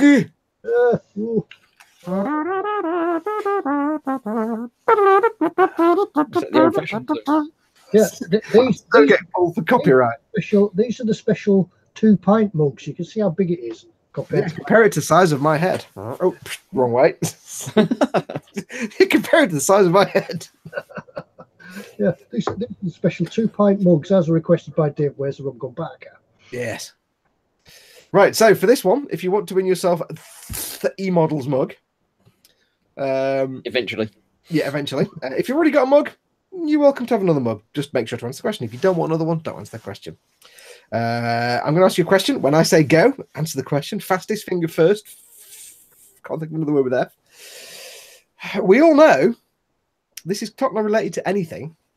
We all know that the first dog in space was called Laika. So, what I want to know is, what was the name of the first monkey in space? Go. Oh. Mm-hmm. Space-related question. Somebody might know it. Michael Jackerman says, long live Flash, and I say, Gordon's alive. Oh, bring me his body. Doodle-doo, the name of the first monkey in space. We have some answers. Ook, Chuckles, Bob. Bob. Bubbles, Charlie. Charlie. Bubbles, lol. Albert. There we go, Phil Kett, Albert. Albert. All right. Is that the correct answer? That's a... Full name was Albert 1, but I'll take Albert. Because everybody just said Albert. Albert was the first monkey in space. Into space on June the 11th, 1948. Also on board a US-launched V-2 rocket. Ooh. These were just suborbital flights, though. The first animal to actually go into orbit was the dog Laika. Michael Jackman says, I don't know, but it stayed up there. Oh. Yeah, it didn't. It was a V-2 rocket. It came back down, trust me. Right. There we go. So who answered that? I've forgotten already. Kett. Who did I say answered it? Yes, Phil Kett. Phil Kett, well done. So I think we've already had yours before, but again, send Ted an email, ted@emodels.co.uk with the name and the address. Yep, and I'll get it sent off to James eModels, and he'll put it on the pile. He's got when they get some take it back down, and it lived happily for many, many years after. Yes, and it had a family, and they all lived on a farm. It was all the monkeys on the monkey farm. Yep. Who names a monkey? Who? Joanna says monkey farm. What? Joanna said, who names a monkey Albert? It's not a very monkey name, is it? No, well, it wasn't Russian, so.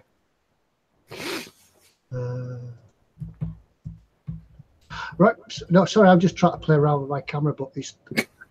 I can't do it. Don't worry about all the people watching, Ted. They'll amuse themselves for 5 minutes. I'm just going to press some buttons now. I'm going to leave it to me.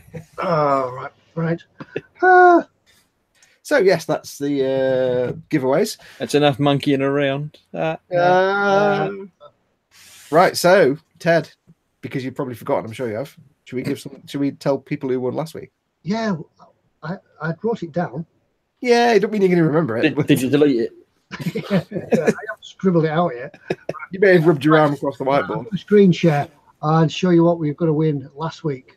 Yes. I hope anyway. I think so. One of the two. Right. Have you looked it on you before screen share? It was one of two models, and I think it was this one. Hang on. It was the other one. It was the other one, was it? I knew it. You could have won one of these. They kind of both look the same. It was one of the GB. Well, it was the CB Dora wings. It was either that one or that one from the front. Yeah, it's a little sporty plate. They kind of look like the same thing. Yeah. One that looked very similar to this. I didn't pick one. I picked the wrong one. Don't is this one or the other one, Ted? Of course it is. I knew you'd do that. Yeah. Anyway, yes. You thought we were giving away a Dora, and we are giving away a Dora. It's just not the Dora you thought we were giving away. That was complicated enough. If a lot of comments in the chat saying people are having lag and stuff, that will be something either at your end or YouTube's end. Unfortunately, there's not much we can do about that, sadly. Yeah, sometimes if you refresh your page, you just hit refresh. Yeah, catches up again. Sometimes it can just be memory filling up at your end. It's when the chat goes mental, it tries to catch up, but but it can just be sometimes YouTube, and again, we can't do anything about that, unfortunately. Everything's perfect at our end. We're all in sync and everything. It's brilliant. You should be in the hangout with me, Ted, and Chris, and I. Yeah, it's easy. It's all good. The chat works as well. Anyway, what we're doing? We're giving weren't we? I'm going to announce the winner with a bit of tension. Oh, right. Well, that was about 10 minutes ago. That's a pretty good tension. Last week, I just blurted the answer out. Did you? The largest state in America, Texas. Yeah, and the winner is Fred. Crikey. No, the winner this week for that Dora kit.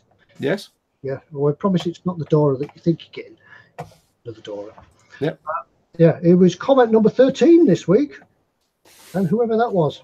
That was the Frank 365. That was the Frank. Whose comment was, we asked you to make the sound of a Formula One car racing past.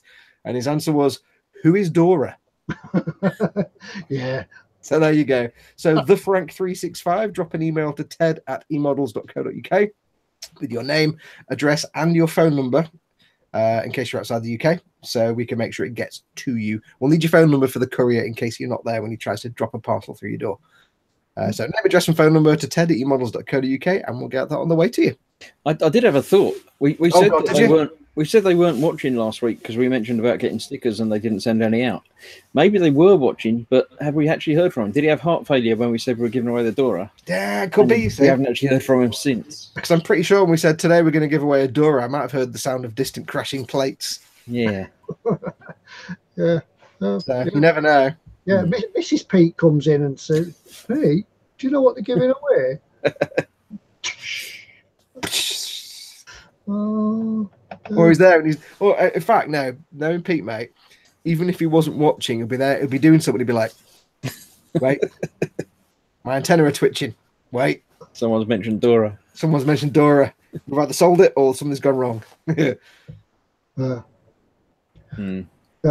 Yeah, Joanna says, "Ted, just a thought. You should have my address as I'm waiting on a mug." Yeah, they'll have been sent. I'll have sent. If it's a mug, I'll have sent you forwarded details on to eModels, who are miles and miles away from where I am. Just drop us a quick email, Joanna, just to remind me, and I'll send you a sticker in the post. Yeah, James at eModels gets all the names and addresses for the mugs. Ted actually gets a pile of stickers to send out. Yeah, I think he keeps them. Do you think he's got one of them big pointy sticks that he takes a bit of paper off, sticks it on, so eventually it fills up? Big box. He'll be like, "Right, I've got this big box of names now. Young John, there you go, sort that out." Yeah. Thanks, Mum. Yeah, Bill Hook. Bill Hook, is that what they call him? I don't know. I don't know. People get off. I don't know how they get past health and safety, because somewhere there should be a health and safety Nazi saying if you trip over and spike that on your head, you'll die. But somehow they don't get caught by health and safety. Murdered with it. Murder she wrote. Wasn't there something to do with when they invented penicillin? It was because he put his hand over that and it got better or something. No, I'm sure there's. That was X-rays. That might have been where they left something in a place with the thing. Right. I think the penicillin was he went away and forgot one of the cultures and came back and it was covered in fuzz and he was like, "Oh, I've just discovered all the drugs in the world. Let me eat it." Oh, my headache's gone. Stream13 says, "Oh, Ted's face is buffering now." That's just Ted. How can we tell? Yeah. My video feed's been locking up a little bit recently, but it's only on your side. So the thing to keep in mind is that to do these we use Google Hangouts, which are kind of steam powered. Yeah, there's no other way for us to do them. So sometimes they are a bit clunky, sometimes they do buffer a bit. But again, it could be YouTube, in which case we can't know anything about that, or it could just be you just need to refresh your browser, because that can be a problem sometimes. I get that when I watch streams; they get all buffery. I just F5 to refresh the page, assuming you're on a Windows PC, which you might not be. Somebody else on the Wi-Fi somewhere in the house, in your house, eating all the data. Basically, it's aliens. Yeah, aliens. Yeah, blame it on aliens. Anyway, what we do, we give them that away. So yes, the Frank 365 on that. Yeah. So we've just got one more giveaway left. Yes. I think it'll be about that time again. We've got our most unusual giveaway gift yet. Well, I think gift, prize, probably a better word. Yeah. Zadsa says Ted is like a 21st century version of Max Headroom. I remember him. I remember Max Headroom. Did you ever watch the TV series though? Because they made an actual TV series out of it. I don't think that wasn't as good. It was actually good. It was kind of all future channel. Was it channel 42 or channel 24 or something? It was actually quite good. They'll never have that many channels. We'll just call it a high number and that'll be fine. Yeah. But the only problem is, of course, whenever you then see that guy in anything else, like he was in Star Trek: The Next Generation at one point, whenever he did anything else, any other TV show, he was just the guy that did Max Headroom. And then he stopped doing acting because obviously he couldn't get past that. Yeah. Yeah. Fox, stop, says Alan. What? I don't remember. What am I doing that you need me to stop? No, he said stoop. You're obviously a bit too high on the camera. Okay. Are you today? Right. Yeah. So we will give away the wondrous prize this week. Elise says, "I wonder what this mystery prize could be." Yeah, he says, "Ooh, I wonder what this mystery prize could be." Remember, Matt Frewer, that's it. He played Max Headroom. Yeah, that was him. Yeah. Stream 13 says he refreshed the page and went back to the start of the live. Don't. Might have to drag. drag the thing across. Have another go. If you go back to the start, you can have another go at answering the question for us. Yeah, maybe. So tonight's tenuous link to St. George was the Tamiya overnight bag. I think Overnight bag. Overnight. We do our best. We don't have a script team. We're not like the American sitcom where they have a whole comedy writing team. It's just us three. At least I remembered to give it away this week. Yeah. Only because I kept nagging you. So the terms and conditions are this week that if you win the overnight bag, you've got to go to Telford. You've got to bring street, and basically in that overnight bag, you have to put nothing but street waffles. Yeah, street waffles. Give them all to me. Yes. Yeah. There's no excuse for you not to go to Tamiya. There's no excuse for you not to go to Telford anymore. You know, you can't come with an excuse. I've got nothing to put my clothes in, do you? Can't go to Telford. Carrier bags are out now. You can put it in the Tamiya overnight bag. I was assuming that it was a bag designed for taking model kits away with you when you go away. Yeah. I wonder how many model kits. Does it say the amount of kits you can get in the bag? I don't think it's actually designed for that. It's really tight. It's only got enough room for 3 tubes of extra thin. Yeah. It says star may not fit a 1/350 USS Enterprise in there. 7 litres it carries, so you get 7 litres of extra thin in there. Yeah, that's a lifetime supply. It's more than you'll ever need. Right, stop sharing. Now we've got to think of a question. We haven't got a question, have we? A comment put in the. A noisy comment, that'll do. Oh, right, okay. Okay, what have we talked about tonight? It's got something to do with nights, isn't it? Nights. We could have in your best voice some charioteer type charge. Yeah. Right. They didn't have chariots when it was Knights in Shining Armour, you know. Knights in Shining Armour. Clank, clank, clank. But you can't give us the answer, Ted. You've got to ask the people what the question is. I think of a suitable comment for a Knight in Shining Armour. No, there were lots of talks and comments about having to watch Monty Python. Okay, how about this one? What was the noise the knight made when he sat down too quick in his armour? You know when you sit down too fast and something gets a bit trapped? Yeah. Imagine that in a suit of armour. How about that? Or is that a bit rubbish? No, a suitable knightly quote. Oh yeah, there we go. Yeah. Think of your best suitable knightly quote. You are a knight in shining armour. Knight in shining armour. Yeah, give us your best glorious and gallant quote as you ride into battle. Not particularly in the chat now. Obviously, it's after the stream finishes. Put it in the comments under the video when it appears. Yes. Yeah. You can put it in the chat now if you like as well. You could be addressing your damsel in distress up in the high tower being captured. Or you're more to what the dove from above. Or you could be approaching the local tavern. Or you could be petting your trusty steed. But some knightly comment. Your most glorious and gallant shouting, your phrase. Very yeah, give it 10 to 15 minutes after this stream is finished. On the eModels YouTube page, it'll then be a normal video, so you can go to the video, stick that in a comment there. And next Monday, we will randomly pick a random comment with our random comment picker that picks comments randomly from the random comment. Just remember, it's not the comment that wins, it's the taking part. It's being in the list. Yes, taking part. The comment's just a bit of fun. You could actually write whatever you want. Or as Joanna likes to do, just write a comment that's nothing to do with the actual competition. Or indeed the one that won this week. Yeah, which is just like, who's Dora? I would like the fact that for those last few weeks we've had like every answer's been really short, and then Joanna's put this big long question in there. That's what we read out. So good. So give it 10 to 15 minutes. Wait till this is just a normal video. Stick your comment on there. Give us your bestest, gallant and glorious knightly quote as you ride into battle, or summon your lady love, or whatever you want to do. And you could be the grand possessor of the overnight bag. Overnight bag. Yeah. And on that note, I think we'll call an end to tonight's proceedings. We'll call it a Ted, night. you remembered all the things. Well done. I've remembered. I wrote them down. Yes, and we nagged you all the way through as well. Yeah. I wrote them all down. Yeah, and I will destroy these said notes afterwards as the data protection. Teddy's still in focus. Yes. Teddy remained focused throughout the whole evening. Yeah. However, we could soon sort that out. How's that? There we go. That's better. Much more. Let's just zoom in and do peaceful on the eyes. I can't zoom in because I've lost that. I'm gonna leave mine stayed zoomed in now. Hello, Gordon's alive. Before we go, does anyone know where we can get the Revell 124th fire engine from? Jamie, drop eModels a message on the contact form on the webpage and tell them you're looking for it, and they'll do what they can. Me and Chris are nodding because it's just funny when it's just a bit of your face showing. Or just send them an email to sales@emodels.co.uk. I'm going to enunciate now so my mouth moves more.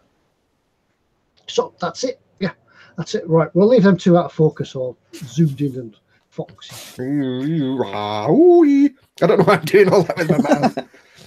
Yeah, there's no need for that. It takes up the entire 1080p screen. It goes from top to bottom. It could be worse. You could be on someone's telly live on the big screen as well. Oh, can you imagine me in Pete's kitchen right now on his like 700-inch kitchen screen? I don't want to imagine you in Pete's bedroom. No, thanks. Well, You've got that, Pete. It looks like I'll say good night to everybody. Good night, everyone. Good night. Right. Bye. Bye.